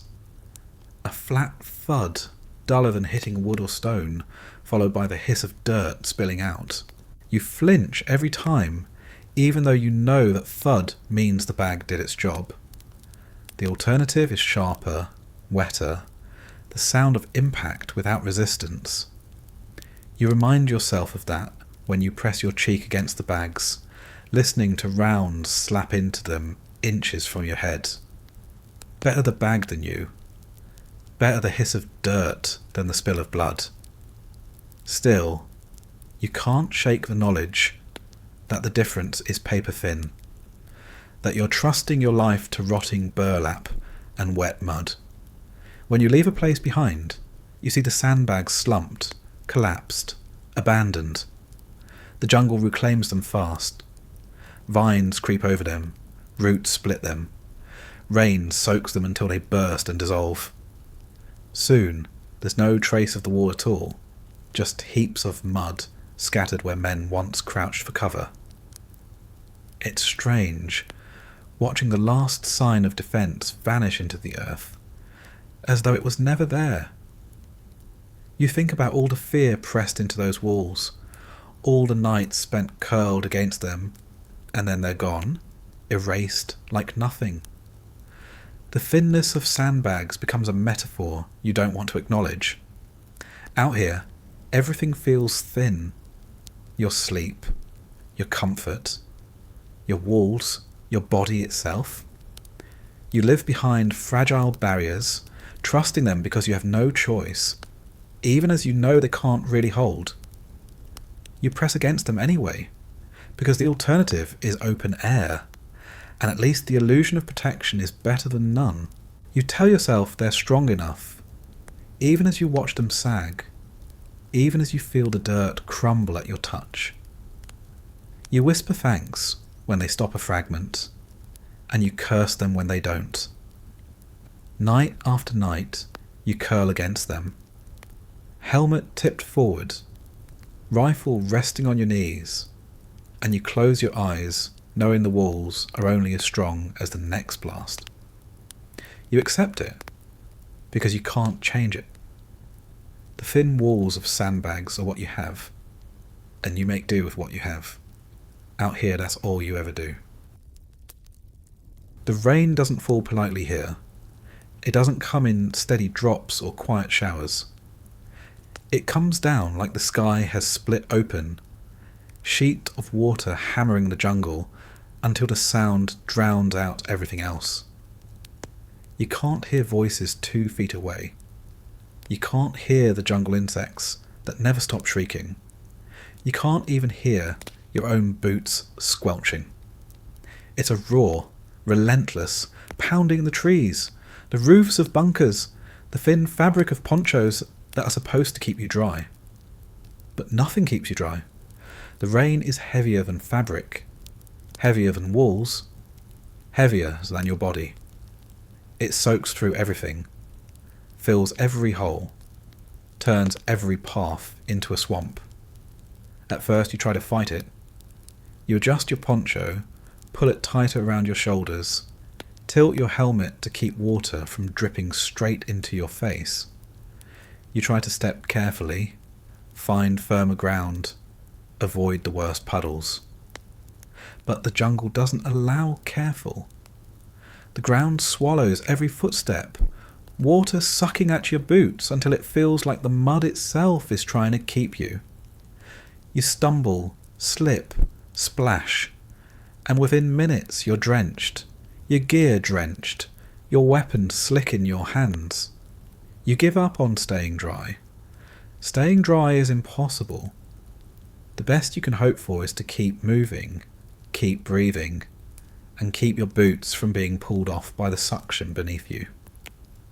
The rain doesn't just fall at night, it falls whenever it wants, in the middle of patrols, in the middle of meals, in the middle of trying to sleep. It comes in sudden bursts, skies opening without warning, lightning cutting jagged holes across the horizon. You learn not to look for patterns. You learn to accept that at any moment the next downpour might come. And when it does, the mud follows. The rain turns dirt to soup, foxholes to ponds, bunkers to soggy pits. You bail with your helmet until your arms ache, scooping water out only for it to fill again within minutes.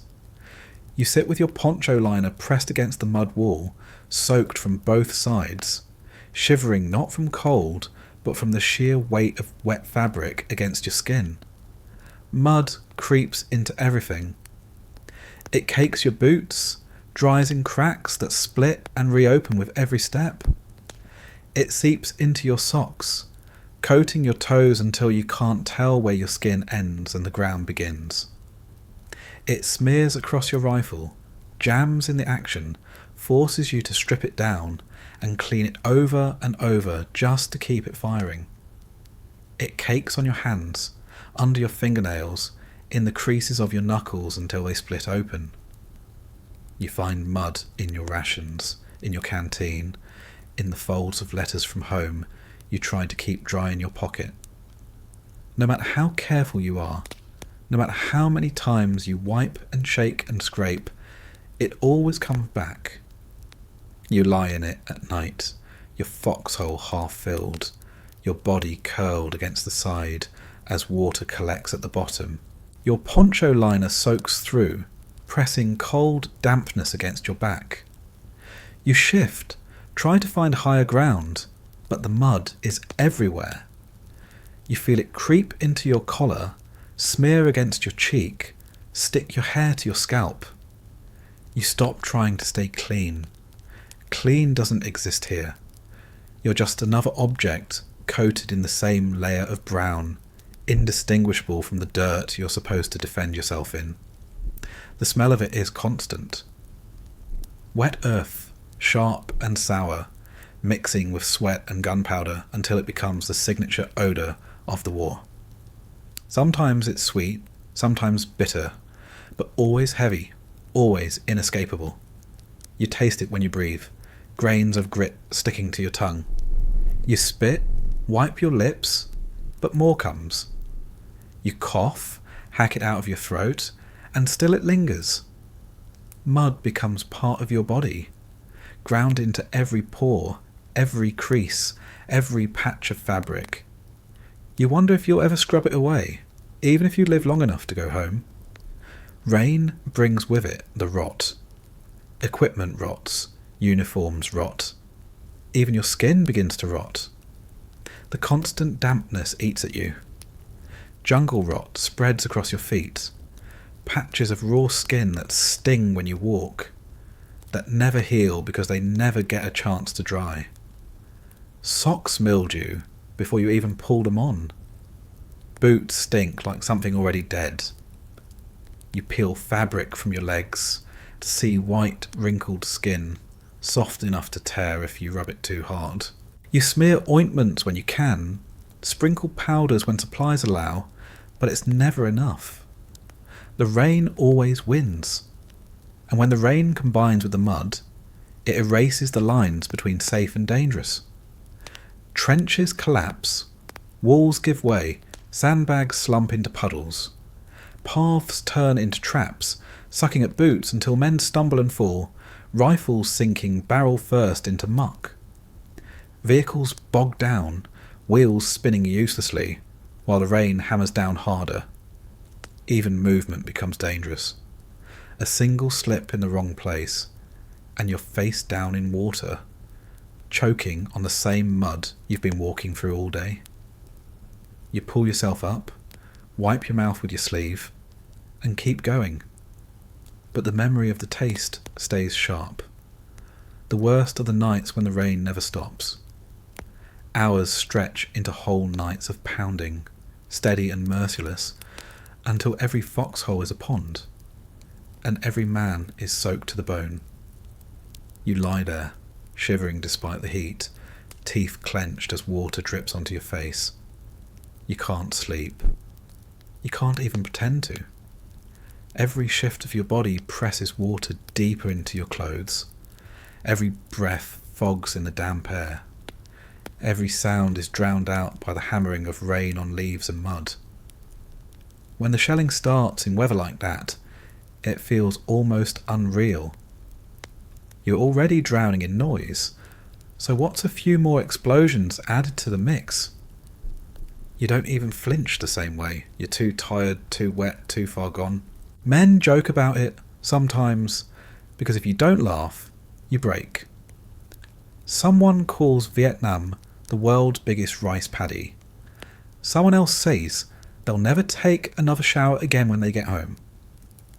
The jokes are thin, brittle, but they keep you from cursing too loud. You laugh, light a cigarette, even though the rain soaks it almost immediately, and you mutter that at least the mud keeps the bugs down. It doesn't. Not really. But the lie is better than nothing. The rain also hides things. It muffles footsteps, masks movement, makes the night even more uncertain than it already is. You strain your ears, but all you hear is water on leaves, water on metal, water on your helmet. Every drip sounds like a footstep, every splash like a body moving through the brush. You lie awake, rifle across your chest, eyes darting at every shift of shadow. The rain makes you feel smaller, weaker, because it reminds you that even the weather here is against you, and there's nothing you can do to stop it. Eventually, you stop fighting. You stop trying to scrape the mud from your boots every night. Stop trying to dry your socks over tiny fires that go out as soon as the next downpour comes. You stop pretending you'll keep your letters clean or your gear spotless. You give in. You lie in the mud. You let it coat you. You accept that it's as much a part of this war as bullets and shrapnel. You joke that you're half clay by now, that the jungle is already reclaiming you piece by piece. And in a way, it feels true. The problem with rain and mud isn't just discomfort, it's that it never ends. Every day, every night, the cycle repeats. You wake damp, you march damp, you sleep damp. You live with mud in your teeth, and rain dripping down your back. You never feel dry, never feel light, never feel clean. And after a while you stop expecting to. You accept the weight, the stink, the grit under your nails. You accept that the ground itself is swallowing you slowly, one downpour at a time. So when the rain starts again, pounding on the leaves above you, hammering into your helmet, splattering into your hole, you don't curse. You don't even sigh. You just curl tighter into your poncho liner, pull your rifle close to your chest, and let the water soak you until you can't tell where the jungle ends and you begin. The night isn't yours. It doesn't belong to sleep, and it doesn't belong to rest. It belongs to the shifts, the rotations, the hours divided up into fragments of waiting. When the sun goes down, you don't think about closing your eyes for the whole night. You think in increments. 2 hours here, an hour there. 30 minutes if you're lucky before the next man nudges you awake. Night watches break the darkness into pieces, and every piece feels longer than the one before. The routine is simple in theory. Everyone takes a turn. One man sits alert while the others curl into their poncho liners. Rifles close, eyes half shut. After a set amount of time, the watcher shakes the next man awake, and he takes over.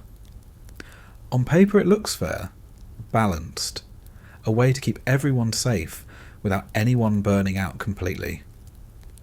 In practice, it's misery stretched across hours that already felt unbearable. You never get enough sleep to matter. You never settle into rest before you're called again. Even if you're off duty, you're not really off. The whole night is a blur of half sleep, jolts awake, whispered exchanges, and the constant knowledge that at any moment the quiet could split open. The man on watch doesn't just sit. He stares into the dark, listening hard, every rustle magnified, every whisper of wind twisted into suspicion. The jungle never sleeps, and that means you never do either. Frogs croak, insects buzz, branches snap, and each sound digs at your nerves until you're convinced something is moving out there. You shift your rifle, adjust your helmet, squint into the brush, and breathe slow to keep your pulse steady. Most of the time, it's nothing. Just animals. Just wind. But you can't risk assuming that. 1 time out of 100, it isn't nothing. And that 1 time is the reason you sit awake, eyes stinging, trying not to blink too long. The hardest part of watch is the silence. It isn't real silence, not with the jungle alive around you, but it's close enough to play tricks on your mind. You sit still, ears straining, and after a while you start hearing things that aren't there. A whisper behind you, a step to your left, a faint cough beyond the wire. You freeze, hold your breath, and aim into the dark, finger trembling on the trigger. Sometimes you almost fire, sometimes you do. A burst of rounds, tracers arcing out into nothing, and the others jolt awake, cursing, grabbing their rifles. You swear you heard something, saw something, but when the flares pop overhead, there's nothing but trees and shadows. You feel foolish, but nobody laughs, because everyone's done it before. Better to waste bullets than to miss the one time the noise is real. Waking someone for their turn is its own ritual. You crouch beside them, shake their shoulder gently, whisper their name. They groan, blink, rub at their eyes, and for a second you see the resentment, the weight of exhaustion pressing down. Nobody wants to leave the fragile warmth of a poncho liner, even if it's soaked. Nobody wants to open their eyes when they've only just closed them, but they do. They always do, because they know if they don't, then you'll stay on longer, and eventually nobody will be sharp enough to catch what's coming.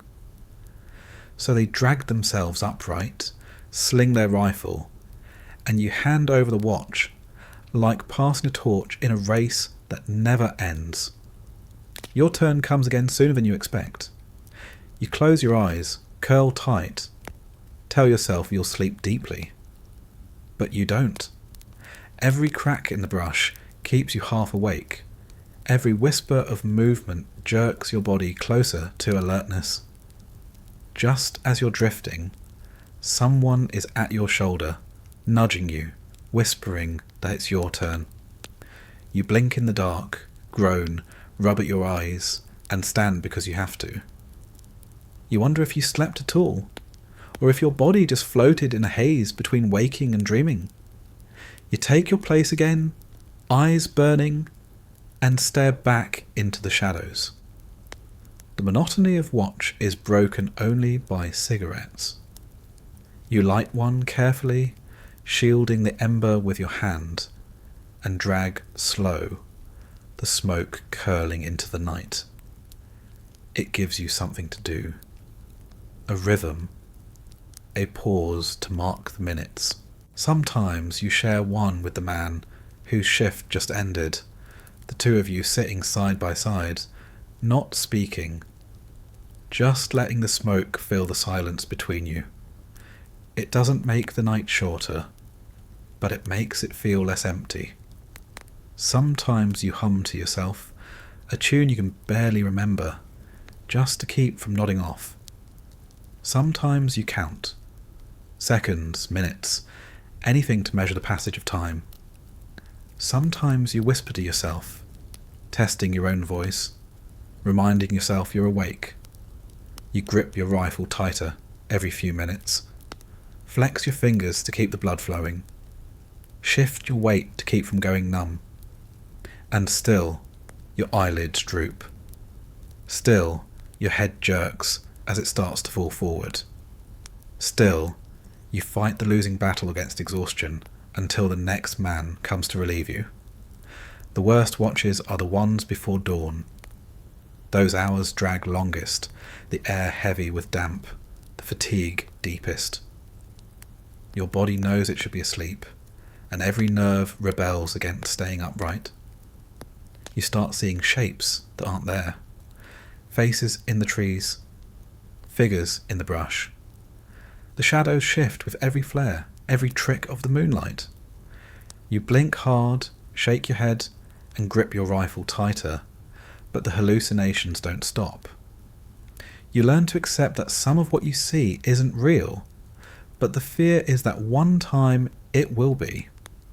One time the shape will move, not because you imagined it, but because it was always there. Rotating shifts mean nobody is ever fully rested. You get fragments, scraps of sleep. Enough to keep you moving, but never enough to heal. Your body breaks down slowly, muscles aching, joints stiff, eyes ringed with darkness. You forget what it feels like to sleep a whole night through. You forget what it feels like to wake refreshed. You live in the in-between state, always tired, always waiting, always just barely holding on. And when the day comes, you're not starting fresh. You're carrying the weight of every sleepless night before it. Sometimes men argue over shifts. Nobody wants the darkest hours, the ones when the jungle is deepest and the silence heaviest. But somebody has to take them. The arguments are short, sharp, but they always resolve. Fairness matters less than survival. Everyone knows the system has to hold, because if it breaks, if someone doesn't wake for their watch, if someone falls asleep on duty, it doesn't just risk their life, it risks everyone's. That thought keeps you upright when your body screams to collapse. It keeps you staring into the dark, even when your vision blurs. It keeps your finger curled on the trigger until the next man shakes you awake. You begin to hate the sound of your own name whispered in the dark. It means your turn again, your brief fragment of rest already gone. You groan, curse under your breath, but you rise anyway because the alternative is worse. You take your place, eyes scanning, heart heavy, body numb, and you realise the night will never belong to you again. Out here, it belongs to the shifts, the rotations, the endless cycle of watching and waiting. And when the sun finally rises, pale and weak through the haze, you don't feel relief. You just feel the weight of another night survived, another rotation completed, another day beginning without the rest you needed. You light a cigarette, drag deep, and stare at the mud, at the sandbags, at the other men moving slow and hollow-eyed.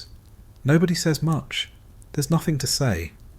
You all know the night will come again, and with it, the watch.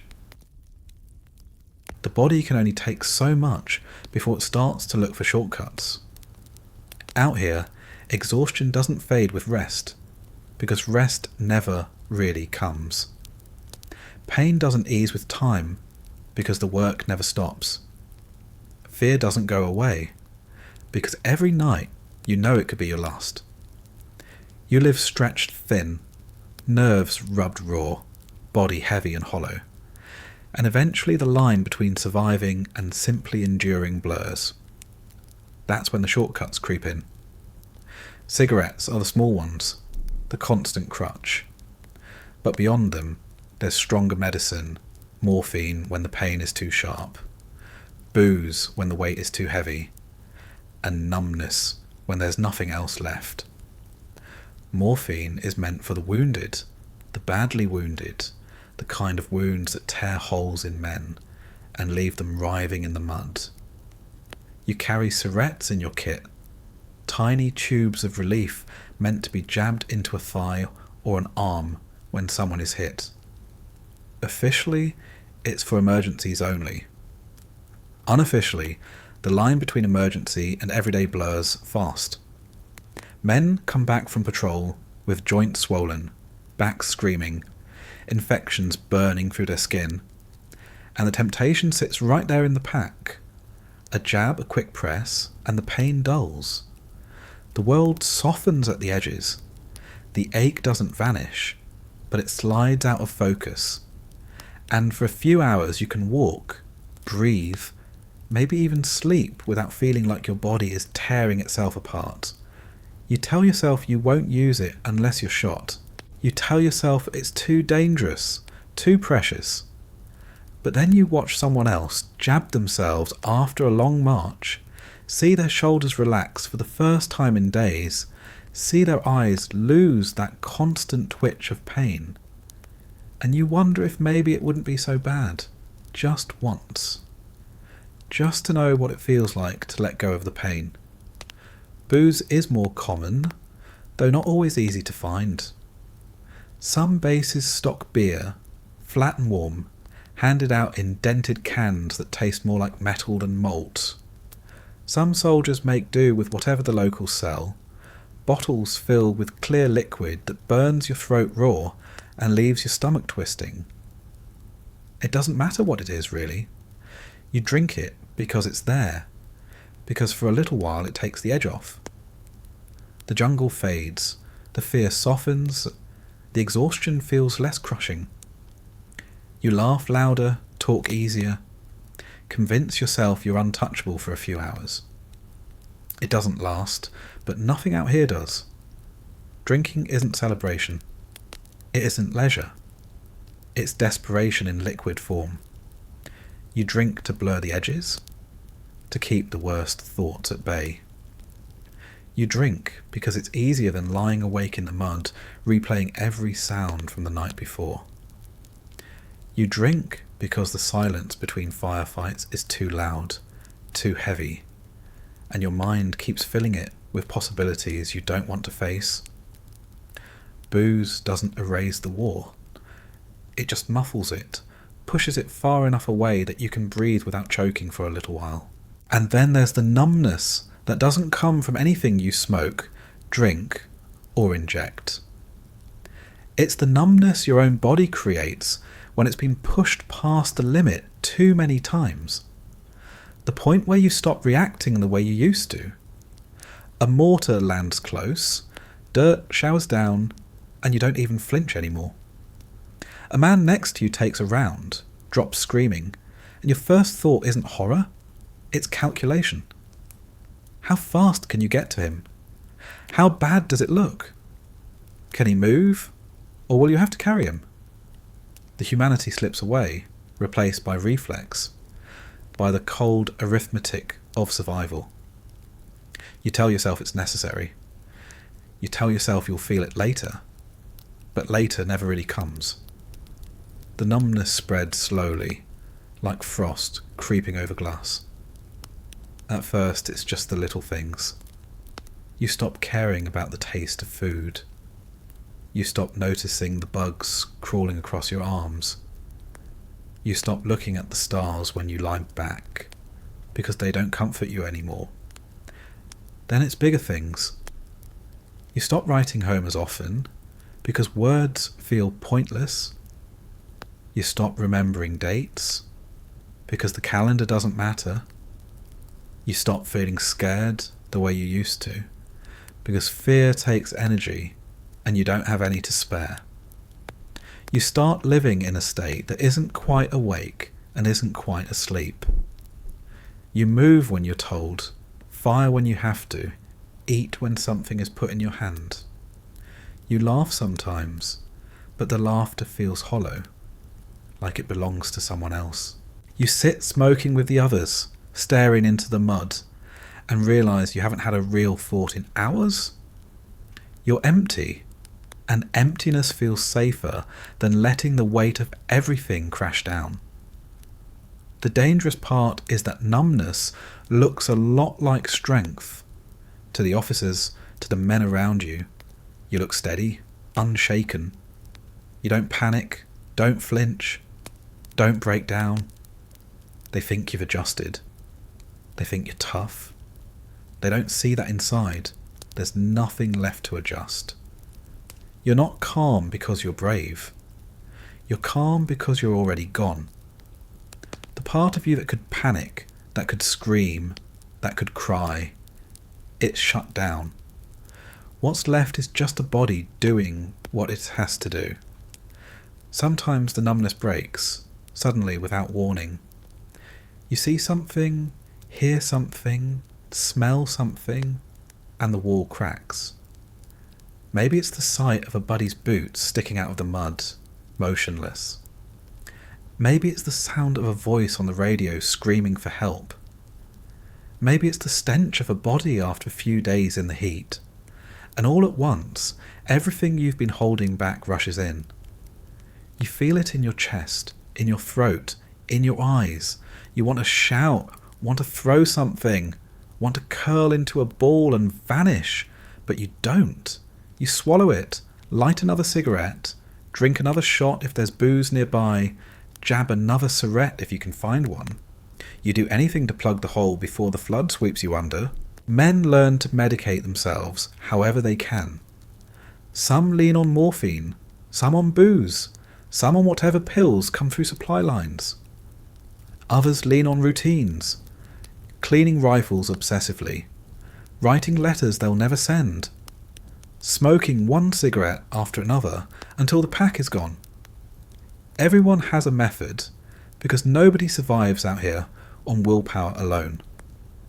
The war doesn't just demand your body, it demands your mind, your spirit, your very ability to feel.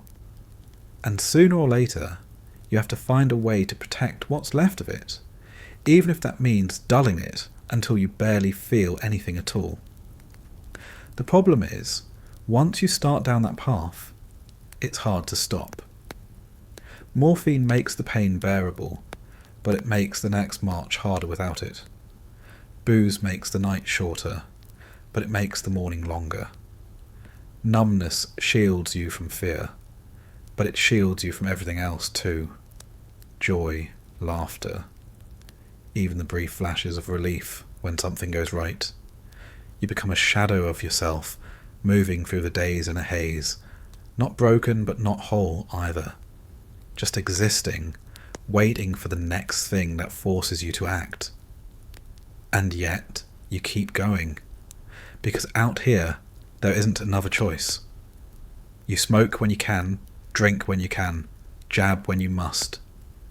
You let the numbness wrap around you like another poncho liner, thin but protective, fragile but enough to survive the night. You tell yourself it's temporary, that you'll shake it off when you're home. You imagine a day when you won't need anything to get through the hours. But until that day comes, if it ever comes, you lean on what you have. Morphine, booze, numbness, whatever it takes to keep breathing in a place that's determined to strip you of everything else. When the night stretches too long and the rain won't let up, when the shelling keeps rattling the earth, and your body feels like it's about to fold in on itself, what keeps you from breaking completely isn't gear, or sandbags, or even the poncho liner you wrap yourself in. It's the other men lying in the same mud beside you. You don't choose them. You don't get to decide who shares your foxhole, or who crawls into the bunker next to you. But in the dark, when fear presses against you thicker than the humidity, it's their presence that keeps you steady. You can hear them even when you can't see them. The faint rhythm of their breathing, uneven, sometimes ragged, sometimes broken by quiet coughs. The shuffle as they adjust in the mud, boots scraping against dirt. The low murmur of voices whispered just loud enough to carry a few feet, trading scraps of words to remind each other they're still awake, still human, still here. You cling to those sounds the way you'd cling to a rope over a drop, because being alone out here, even for a few minutes, feels like being swallowed. There's no privacy. You eat together, sweat together, bleed together, and at night you sleep so close you can feel the heat of another body even in the damp chill of soaked uniforms. You smell their sweat, the tobacco smoke on their breath, the mildew in their gear. You live in their company constantly, without break, and yet the dark makes that closeness more than just proximity. In daylight, you march, dig, fight. At night, you endure, and you endure together. Men talk differently in the dark. In the day, words are sharper, clipped, practical. Orders, replies, jokes to mask tension. But in the quiet hours between shifts, when the jungle hums and the shells aren't falling, voices soften. Someone mutters about home, about what his mother used to cook on Sundays, about the car he's saving up for if he makes it out. Another talks about the girl he left behind, the letters he keeps folded in his pack, creased and stained, but still legible. Someone else mutters about nothing at all. Nonsense stories. Jokes that don't have punchlines. Just words strung together, because silence feels heavier than talking. You listen, sometimes answer, sometimes just let the voices wash over you. The details blur together. You don't remember who said what later, but you remember the tone, the rhythm, the fact that someone was speaking, someone was there. That's what matters. The words themselves aren't what keep you sane. It's the proof that you're not enduring this alone. There's a kind of intimacy that grows in the dark, not the kind you talk about back home, not the kind anyone brags about. It's the intimacy of knowing how another man breathes when he's scared, how he whispers his wife's name under his breath when he thinks no one's listening, how he grips his rifle even in sleep, fingers twitching when a round cracks too close. You learn these things not because you want to, but because you can't help it. You're close enough to hear, close enough to feel the tremors in his body when he dreams, and he learns the same about you. Out here there are no secrets. The dark strips them away, one night at a time. Sometimes laughter bursts out of nowhere, sharp and sudden, cutting through the heaviness. Someone remembers a stupid story from basic training. Someone mimics an officer's voice. Someone tells a joke so bad it makes no sense at all. And yet in the silence of the night, it's hilarious. You laugh harder than you should, bodies shaking, trying to keep quiet and failing. The laughter isn't about the joke, it's about the release, the reminder that you can still laugh at all. For a few minutes, the weight lifts and the mud feels less cold. Other times, it's silence that binds you. You sit shoulder to shoulder, rifles propped, cigarettes glowing faintly in cupped hands, and you don't speak. The smoke drifts, the jungle hums, and the knowledge of the man next to you is enough. You don't need to fill the air with words. His presence is the comfort. His weight against the wall of the foxhole, proof that you're not abandoned. Alone, the dark feels endless. Together, even in silence, it feels bearable. The bonds you build at night are different than the ones in the day. In daylight, camaraderie is about tasks, digging trenches together, hauling supplies, patrolling side by side. At night, camaraderie is about survival in the quiet spaces between chaos.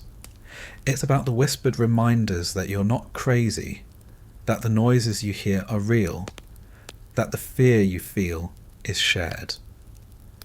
It's about holding the line not just with rifles, but with presence. The war strips everything else away until all that's left is the men beside you. And at night, you see that more clearly than ever.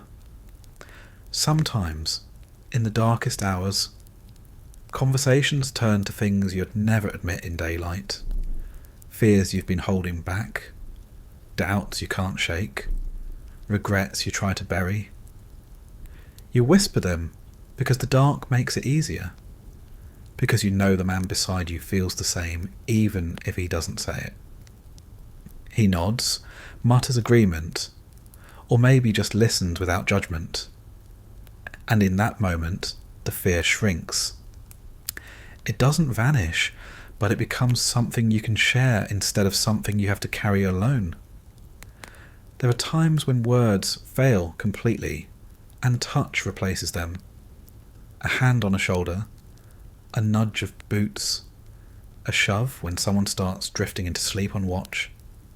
It's rough, practical, but there's comfort in it. The physical reminder that someone is paying attention, someone is keeping you upright when you're too tired to keep yourself there.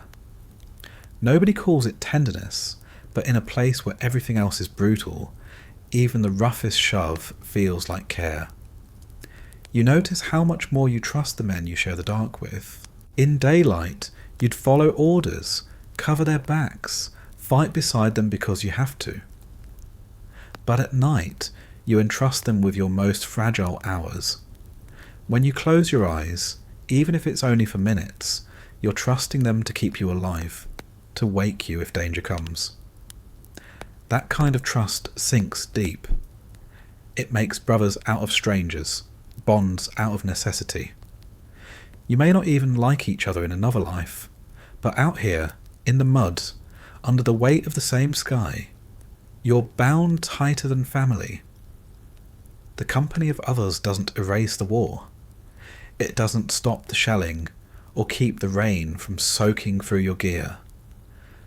But it makes it possible to endure. Alone, the dark would crush you. Together you can face it. You can sit through the silence, whisper through the fear, laugh through the misery. And when the night finally breaks into morning, when the grey light seeps into the sky, you rise side by side, hollow-eyed but still moving. You look at each other, nod once, and know without saying it that you only made it through because you weren't alone. Dreams don't come easy out here. They don't arrive gently the way they do back home, sliding in as you roll over in a clean bed.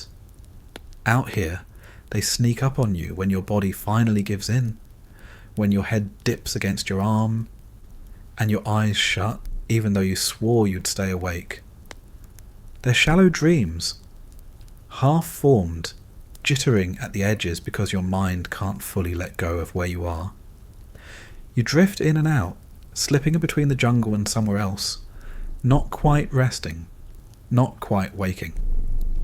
And then the flares come, tearing through the sky, and whatever fragile dream you manage to build collapses in an instant.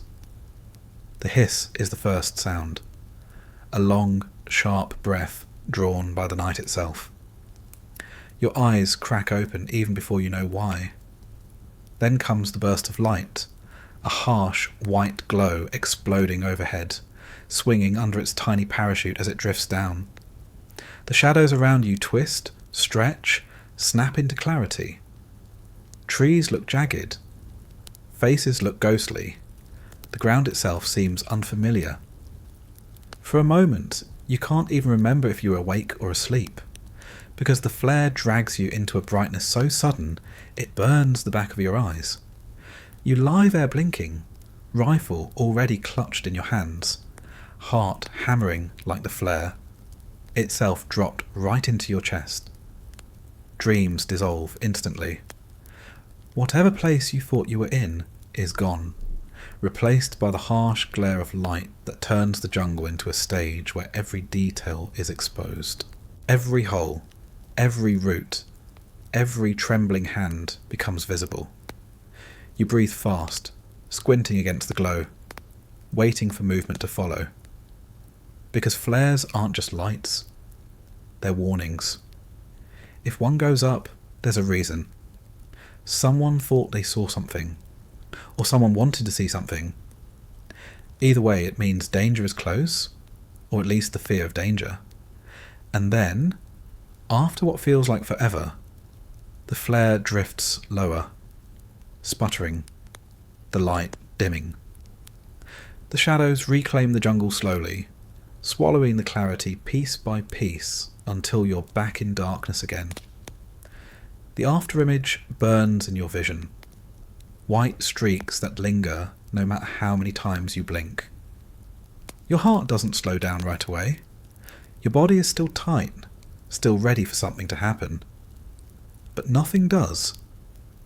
The night goes back to humming with insects, croaking with frogs, dripping with rain. You shift in your foxhole, lie back against the damp poncho liner, and close your eyes again. Sleep feels impossible, but your body demands it anyway. You drift back, shallow, fragile, already knowing it won't last, because the next flare will come, sometimes minutes later, sometimes hours, but it always feels like it's waiting. You dream of home, maybe, of kitchens and cars and faces that don't belong in the jungle.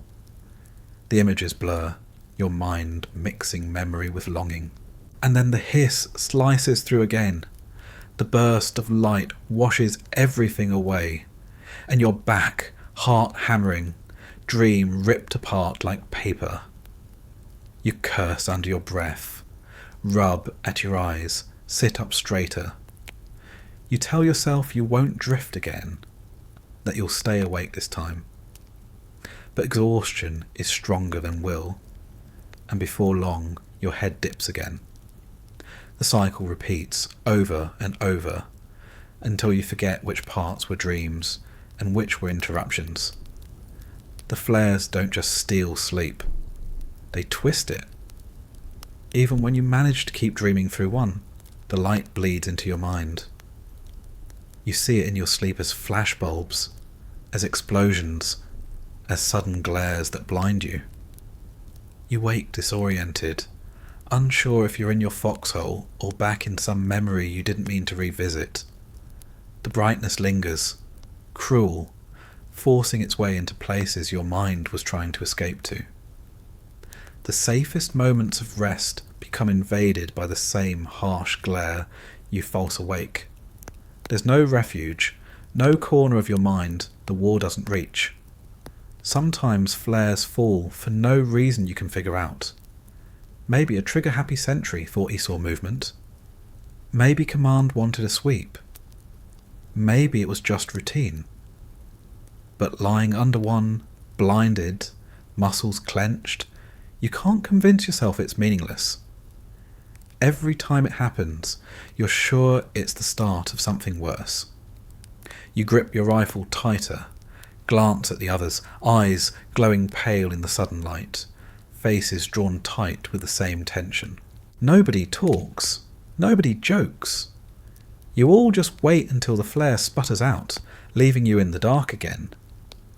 You start to dread the hiss almost more than the shelling. Mortars at least announce themselves with whistles, with impacts. Flares are subtler, crueler. They don't kill you, but they rob you of the only scraps of rest you have. They remind you how exposed you are, how fragile the darkness is, how quickly the world can change from hidden to exposed. You lie awake after one, eyes wide, afraid to close them again. And yet you do. You always do. Exhaustion forces you under, only to be yanked back again by the next burst of light. In time you stop expecting to sleep deeply.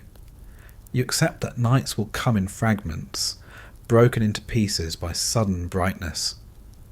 You train yourself to drop back fast, to let your eyes shut even if your heart is still racing. You learn to take whatever scraps of rest you can before the next interruption. Some men mutter prayers. Others curse softly every time the hiss comes. Others stop reacting altogether, so dulled by fatigue that they barely flinch when the jungle lights up around them. Everyone has their own way of handling it, but nobody escapes it.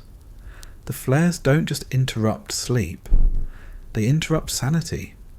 They keep you on edge, remind you every night that the war doesn't sleep, that the jungle doesn't forgive. You wonder sometimes if that's the point. Not just to light the battlefield, but to make sure you never relax, never let down your guard, never truly rest. And if that is the point, it works. You feel it in your bones, in the ache of your eyelids, in the constant twitch of your nerves. The light burns into you until even in dreams you never find real darkness again. The jungle has a way of getting under your skin, literally. You think about bullets, about shrapnel, about mortars. You know those things can kill you quickly, and you brace for them every day. But what wears you down, what eats at you without pause, are the small things, the constant things. The itch that never stops. The infections that bloom in the damp. the slow rot that creeps across your body until you're not sure where you end and the jungle begins. It starts small, the kind of itch you'd barely notice back home. A mosquito bite on the wrist, a red bump on your ankle, a patch of skin rubbed raw by a fabric. You scratch it absent-mindedly. Tell yourself it's nothing. But the jungle doesn't let you heal. The humidity keeps your skin wet. The sweat pours down your back. Your socks never dry. The bite swells. The rash spreads. The itch deepens until it's all you can think about. You claw at it in the night, nails raking against your own skin until you break it open. Relief for a second, then burning, then worse than before. By morning it's oozing, hot to the touch, and you know you've opened the door for infection. Feet are the worst. You live in your boots, always wet, always heavy, never dry long enough to breathe. The skin between your toes turns white, soft, then splits open into cracks that sting with every step. You smear ointment when you have it, sprinkle powder when you can, but the rain washes it away, the sweat soaks it through. Soon the cracks bleed. Soon they stink. Soon every step feels like walking on knives. Jungle rot, they call it. 2 words said like a joke, but it's not funny when it's your flesh peeling away, when the itch never stops, when the infection creeps deeper each day. Your hands don't fare much better. Cuts from hauling sandbags, blisters from gripping your rifle, scratches from vines that whip across your skin on patrol. Back home, they'd scab over in days. Here they fester. The cuts redden, swell, ooze pus that sticks under your fingernails. The blisters pop and leave raw skin exposed to mud and sweat. The scratches turn into long lines of infection that crawl up your arms like trails of fire. You wash them with canteen water when you can spare it, but it feels useless. The jungle just reinfects them as soon as you step outside again. Then there are the invisible infections. Malaria carried by the mosquitoes that whine around your ears all night. Dysentery hiding in the water you drink when your canteen runs dry. Fevers that rise in the middle of the night, drenching your poncho liner, leaving you shaking and weak, too tired to stand. Stomachs twisting, cramping, emptying themselves into the mud until you can't tell if it's sweat or tears running down your face. You tell yourself you'll be fine, that you'll push through, that everyone else is dealing with it too. But deep down, you wonder how much longer your body can keep fighting battles inside while it's already fighting outside. The itch is everywhere. On your scalp where lice burrow and multiply. On your legs where leeches latch on during patrols, fattening silently until you peel them off with shaking hands. On your arms where fire ants bite, leaving angry welts that burn for days. On your chest where heat rash spreads in red patches that sting when your shirt rubs against them. You scratch until your fingers are raw, until your sleeves are streaked with blood, until you're not sure if you're helping or hurting. The itch becomes part of your life, as familiar as the weight of your rifle or the stink of gunpowder. At night, it's worse. You lie still, trying not to move, but the itch crawls across your skin like a living thing. You shift, scratch, shift again, trying to find relief. You hear others doing the same, muffled groans, curses whispered into the dark as nails drag across skin. Nobody sleeps deeply. The itch won't let you. You dream of relief, dream of showers, dream of clean sheets, only to wake to the same damp fabric plastered against the same burning patches. You wonder if you'll ever know what it feels like to be clean again. Sometimes the infections scare you more than bullets. A bullet kills fast. Infection kills slow, quietly, eating you from the inside out. You see men evacuated not because they were shot, but because their feet rotted until they couldn't walk, because their fevers climbed until they couldn't stand. You see bodies weakened, hollowed out, skin grey and eyes sunken. The jungle doesn't just fight you with weapons.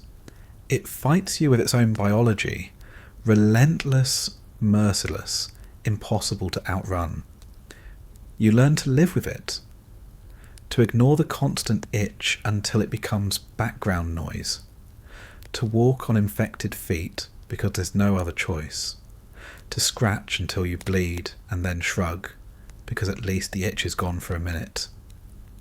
You stop caring about scars, about marks, about the state of your body. You just want it to keep moving, one more day, one more night. You tell yourself you'll heal when you're home. You tell yourself the scars won't matter. You tell yourself anything to keep from screaming when the itch starts again. And through it all, you endure.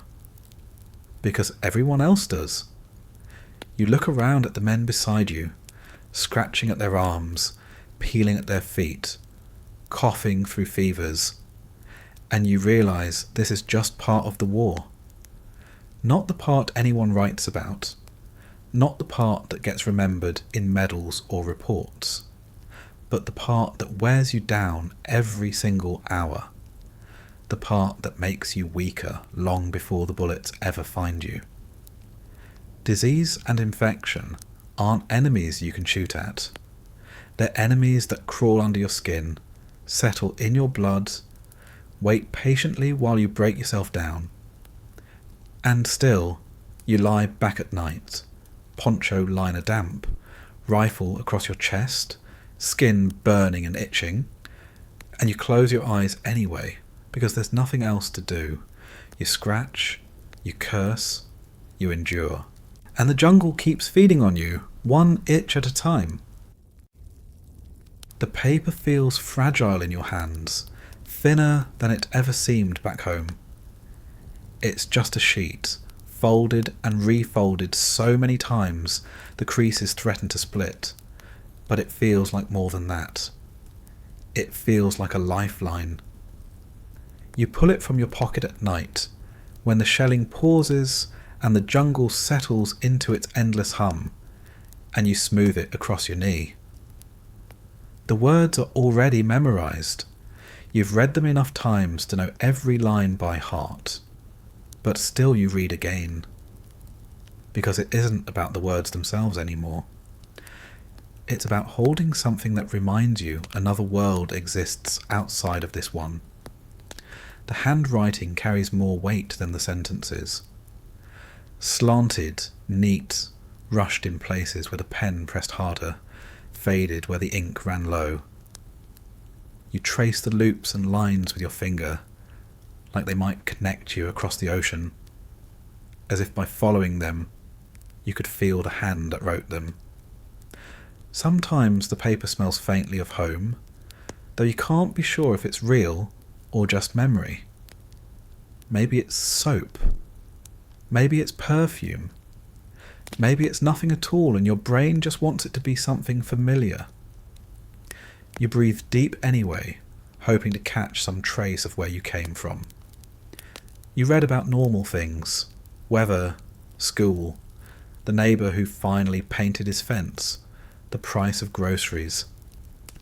Trivial details that don't matter here, but they matter because they mean the world outside hasn't stopped turning.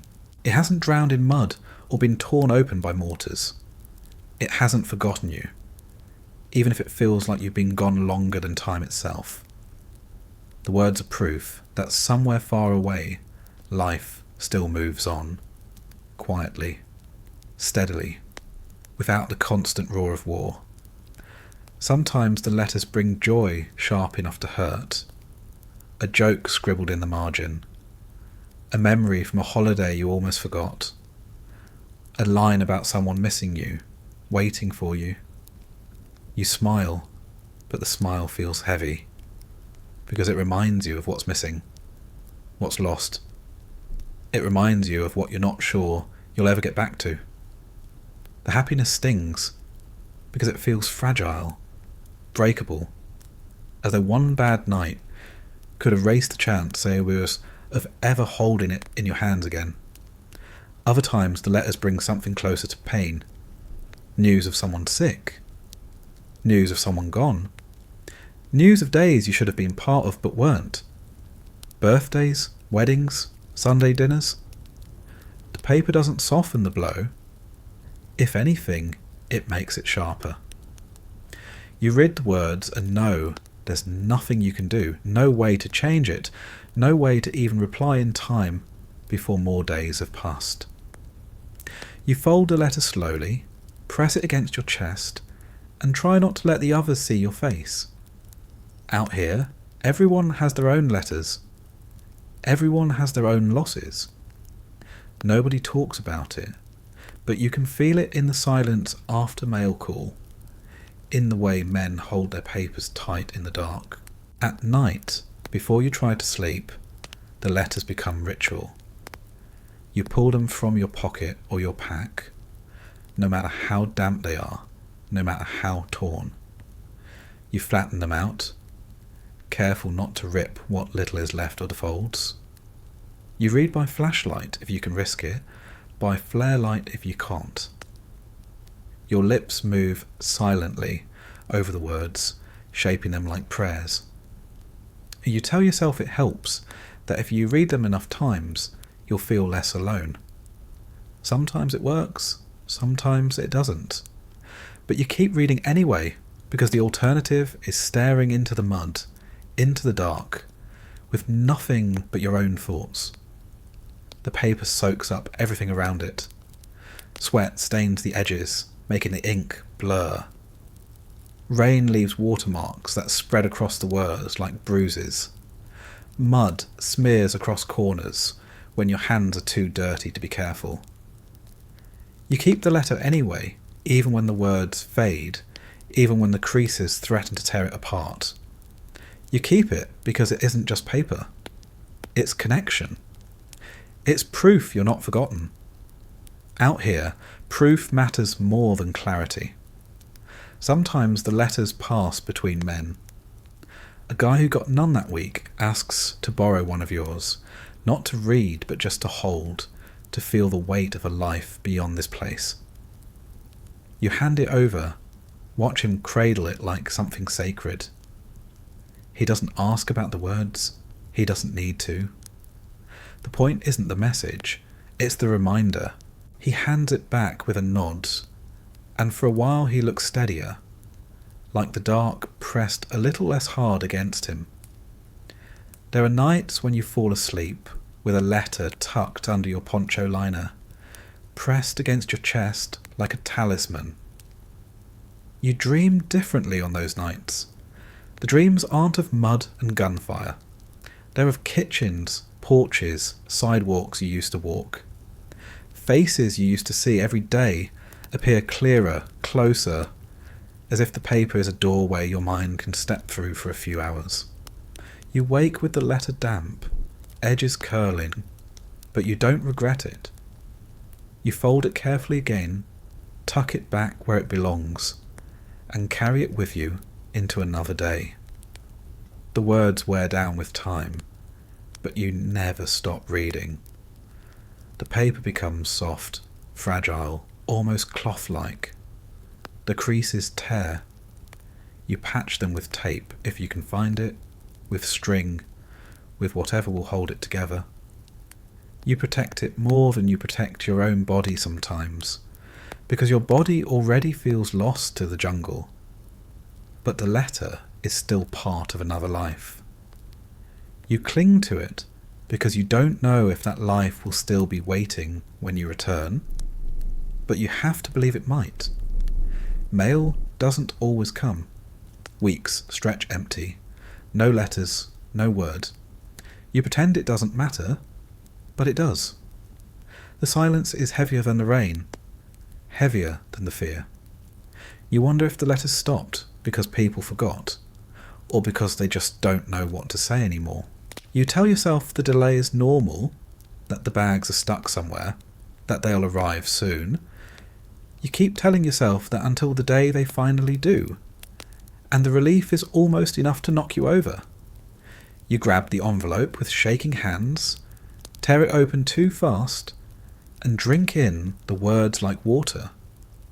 For a few hours, you're almost human again, and then night comes, and you lie back in your foxhole, poncho liner damp, rifle against your chest.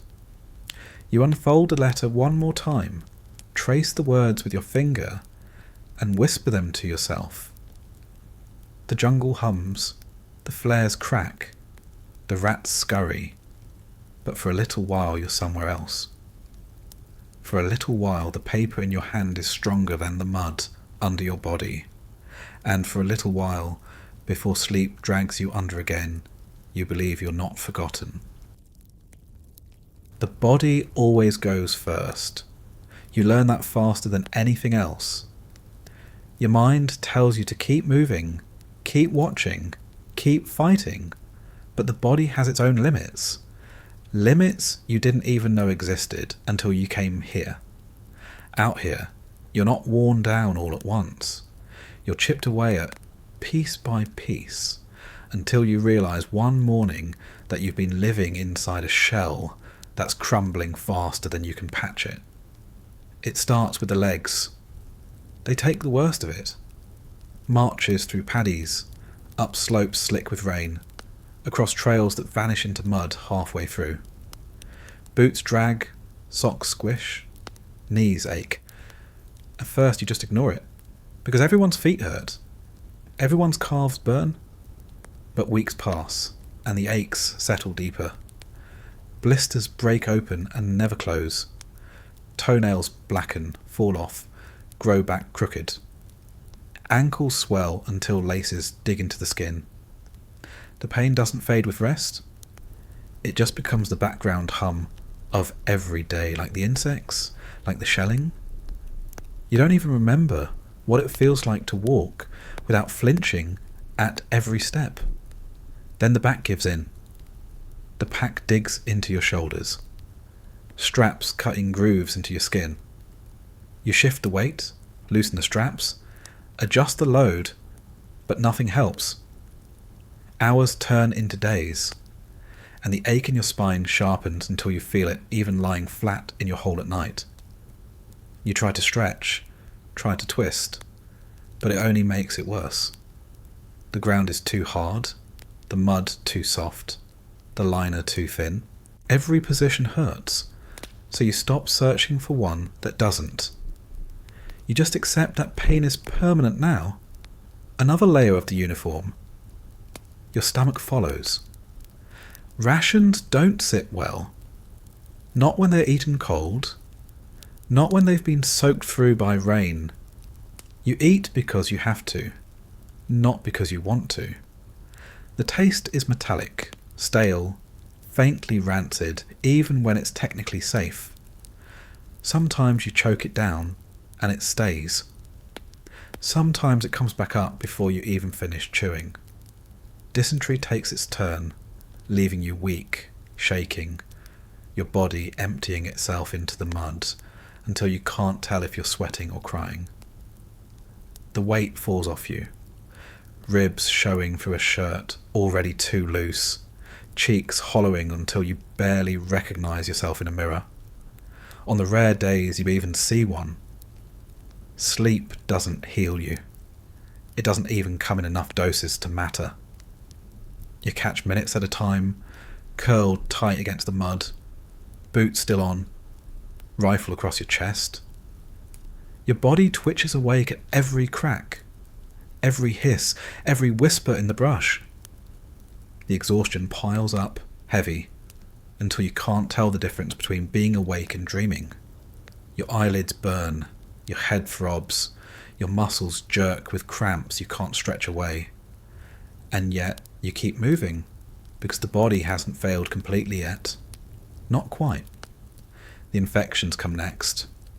Skin peels, patches redden, pus seeps from cuts that never had a chance to close. Fungus spreads across toes and armpits and groins, itching until you bleed, burning when you try to walk. Fevers rise, sweat soaking your poncho liner until it smells sourer than the mud beneath it. You shiver even in the humid night, teeth clattering until your jaw aches. You tell yourself it will pass, that everyone catches something out here, but deep down you know each sickness takes a little more of you with it. You don't bounce back the way you used to. Each time leaves you weaker, slower, a little less whole. And yet the mind holds on. Even as the body falters, even as your legs shake and your back screams, even as your stomach cramps and your skin burns, your mind insists you can push through. It tells you the pain isn't as bad as it feels. It tells you to focus on the next step, the next watch, the next cigarette. It lies to you and you let it. Because if you admitted how broken your body really was, you'd collapse where you stand and never get up again. The strange part is how normal it starts to feel. You stop noticing when your hands tremble, when your breath rattles, when your feet leave bloody prints in the mud. You stop being surprised when you cough up phlegm streaked with red, when your vision blurs from fever, when your skin smells like rot. These things stop being warnings. They become routine. Your body is failing, but it fails slowly enough that you adjust, convince yourself this is just what living is now. You see it in the others too. Hollowed cheeks, sunken eyes, limps hidden behind stiff gaits. Men who used to stand tall now hunched. Men who used to laugh now coughing through sentences. You recognise the collapse because it mirrors your own. And yet everyone keeps going, dragging their bodies forward because the mind refuses to give in. The body bends, breaks, but the will lingers, forcing one more step, one more night, one more hour awake on watch. Sometimes you wonder if the mind's strength is actually a curse. If it would be easier if it gave out first, if it let you rest, let you stop fighting. But it doesn't. It clings stubbornly, keeping you upright long after your body has nothing left. It whispers lies you choose to believe, that you're not as weak as you feel, that tomorrow you'll wake stronger, that home isn't just a memory. Those lies keep you moving, but they also trap you, binding you to a shell that's crumbling faster every day.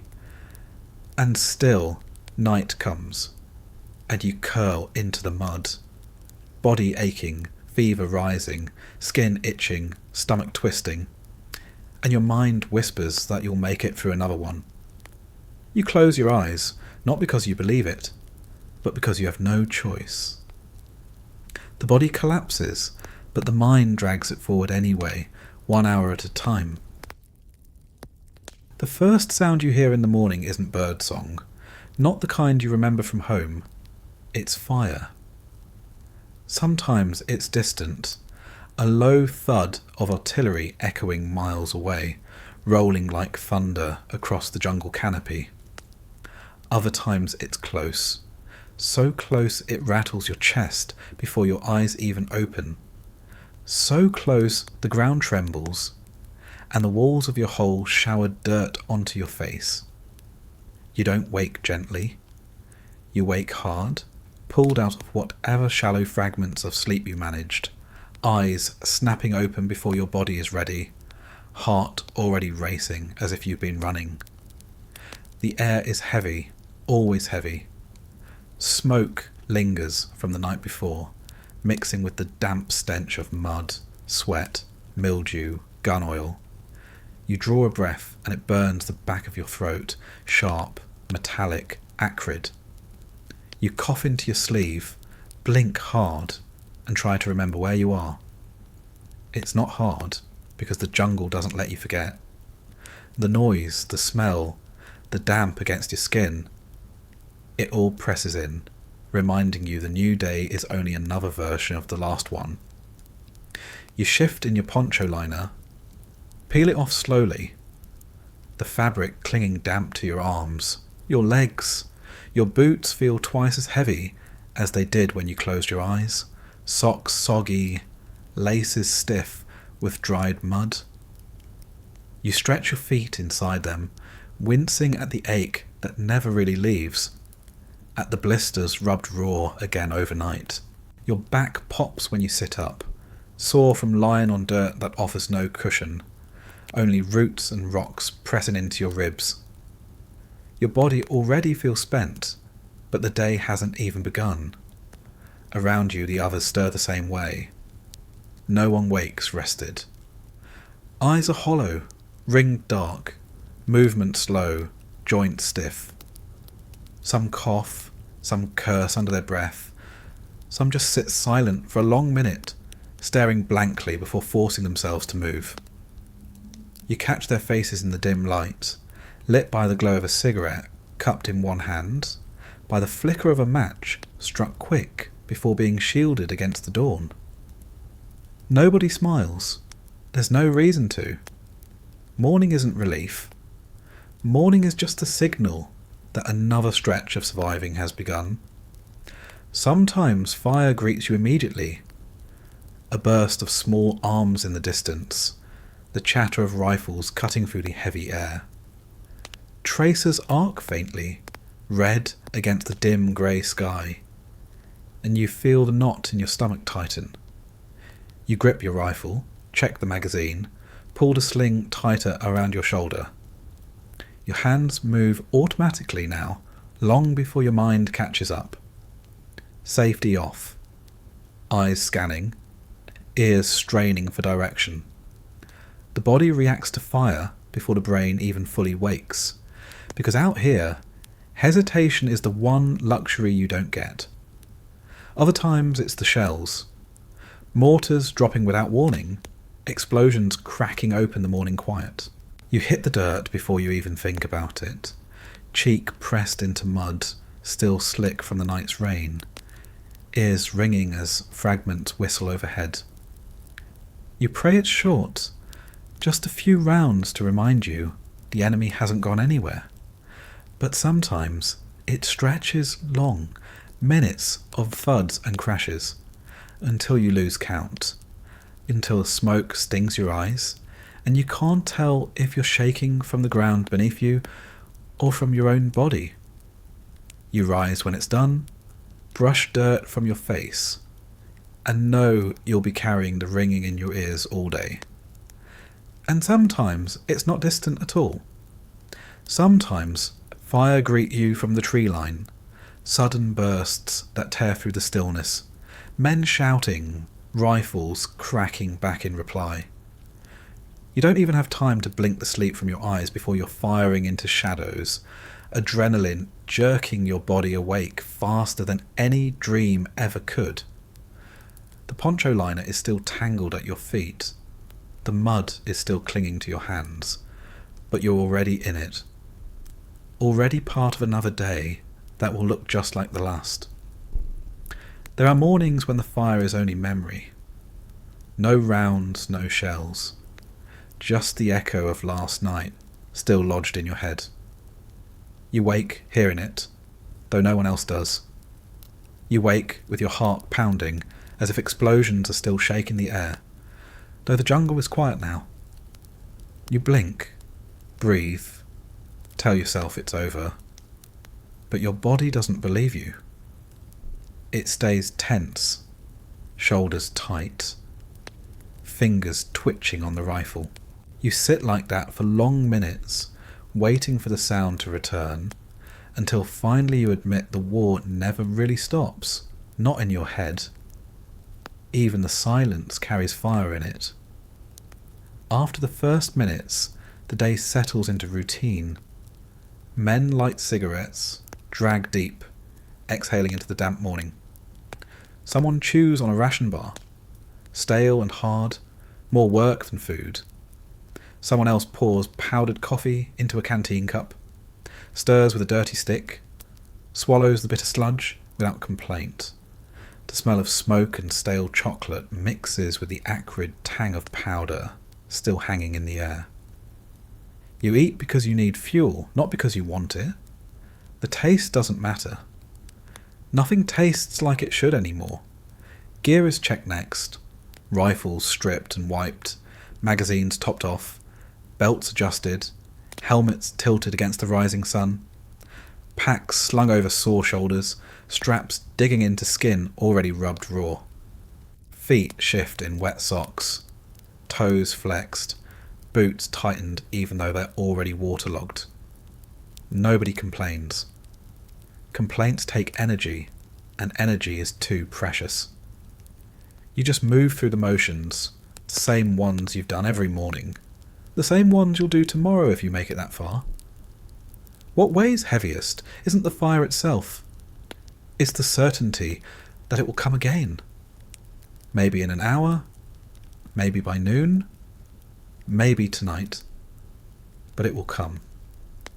You'll hear the crack, feel the ground shake, smell the smoke, taste the powder. You'll drop into the mud, clutch your rifle, fire into the brush, and hope you're still breathing when it's done. The mornings don't bring relief from that knowledge. They only remind you that another round has started. Another day where every minute is lived in the shadow of the next shot. Sometimes men talk about what morning used to mean. Back home, it meant fresh coffee, hot showers, clean uniforms. It meant sitting at a kitchen table, light spilling through windows, the day ahead uncertain but never dangerous. Out here, morning doesn't bring beginnings. It just continues what never ended. You look at the grey light rising over the jungle, and it feels the same as the night, the same as yesterday, the same as every day since you arrived.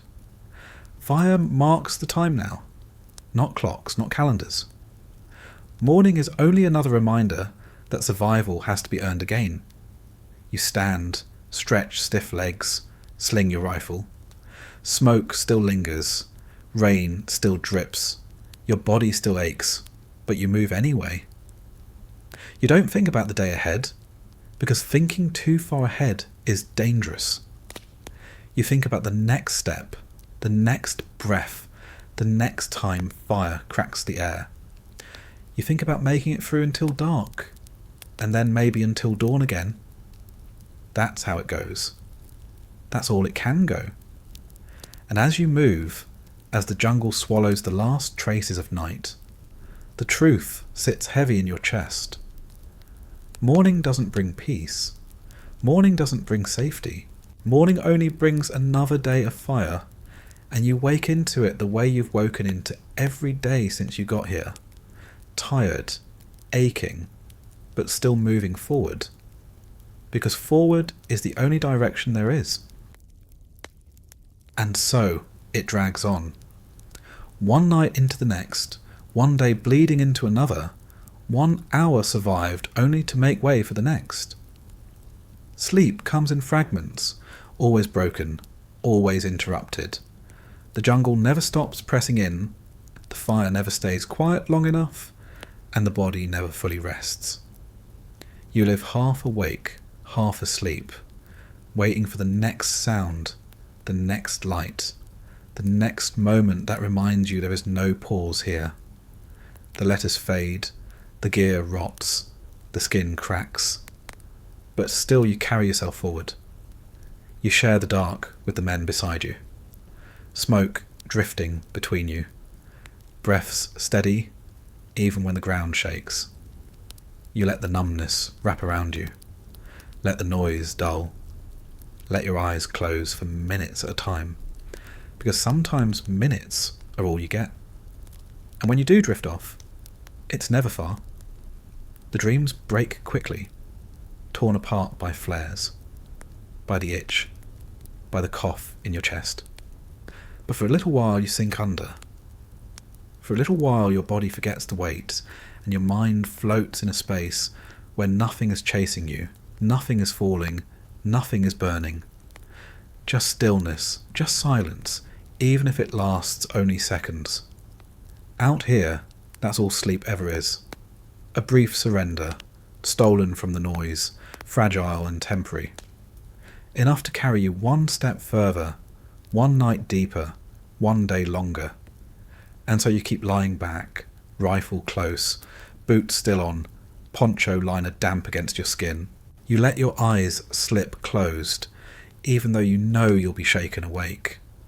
Because the war doesn't sleep. But sometimes, for just a moment, you do.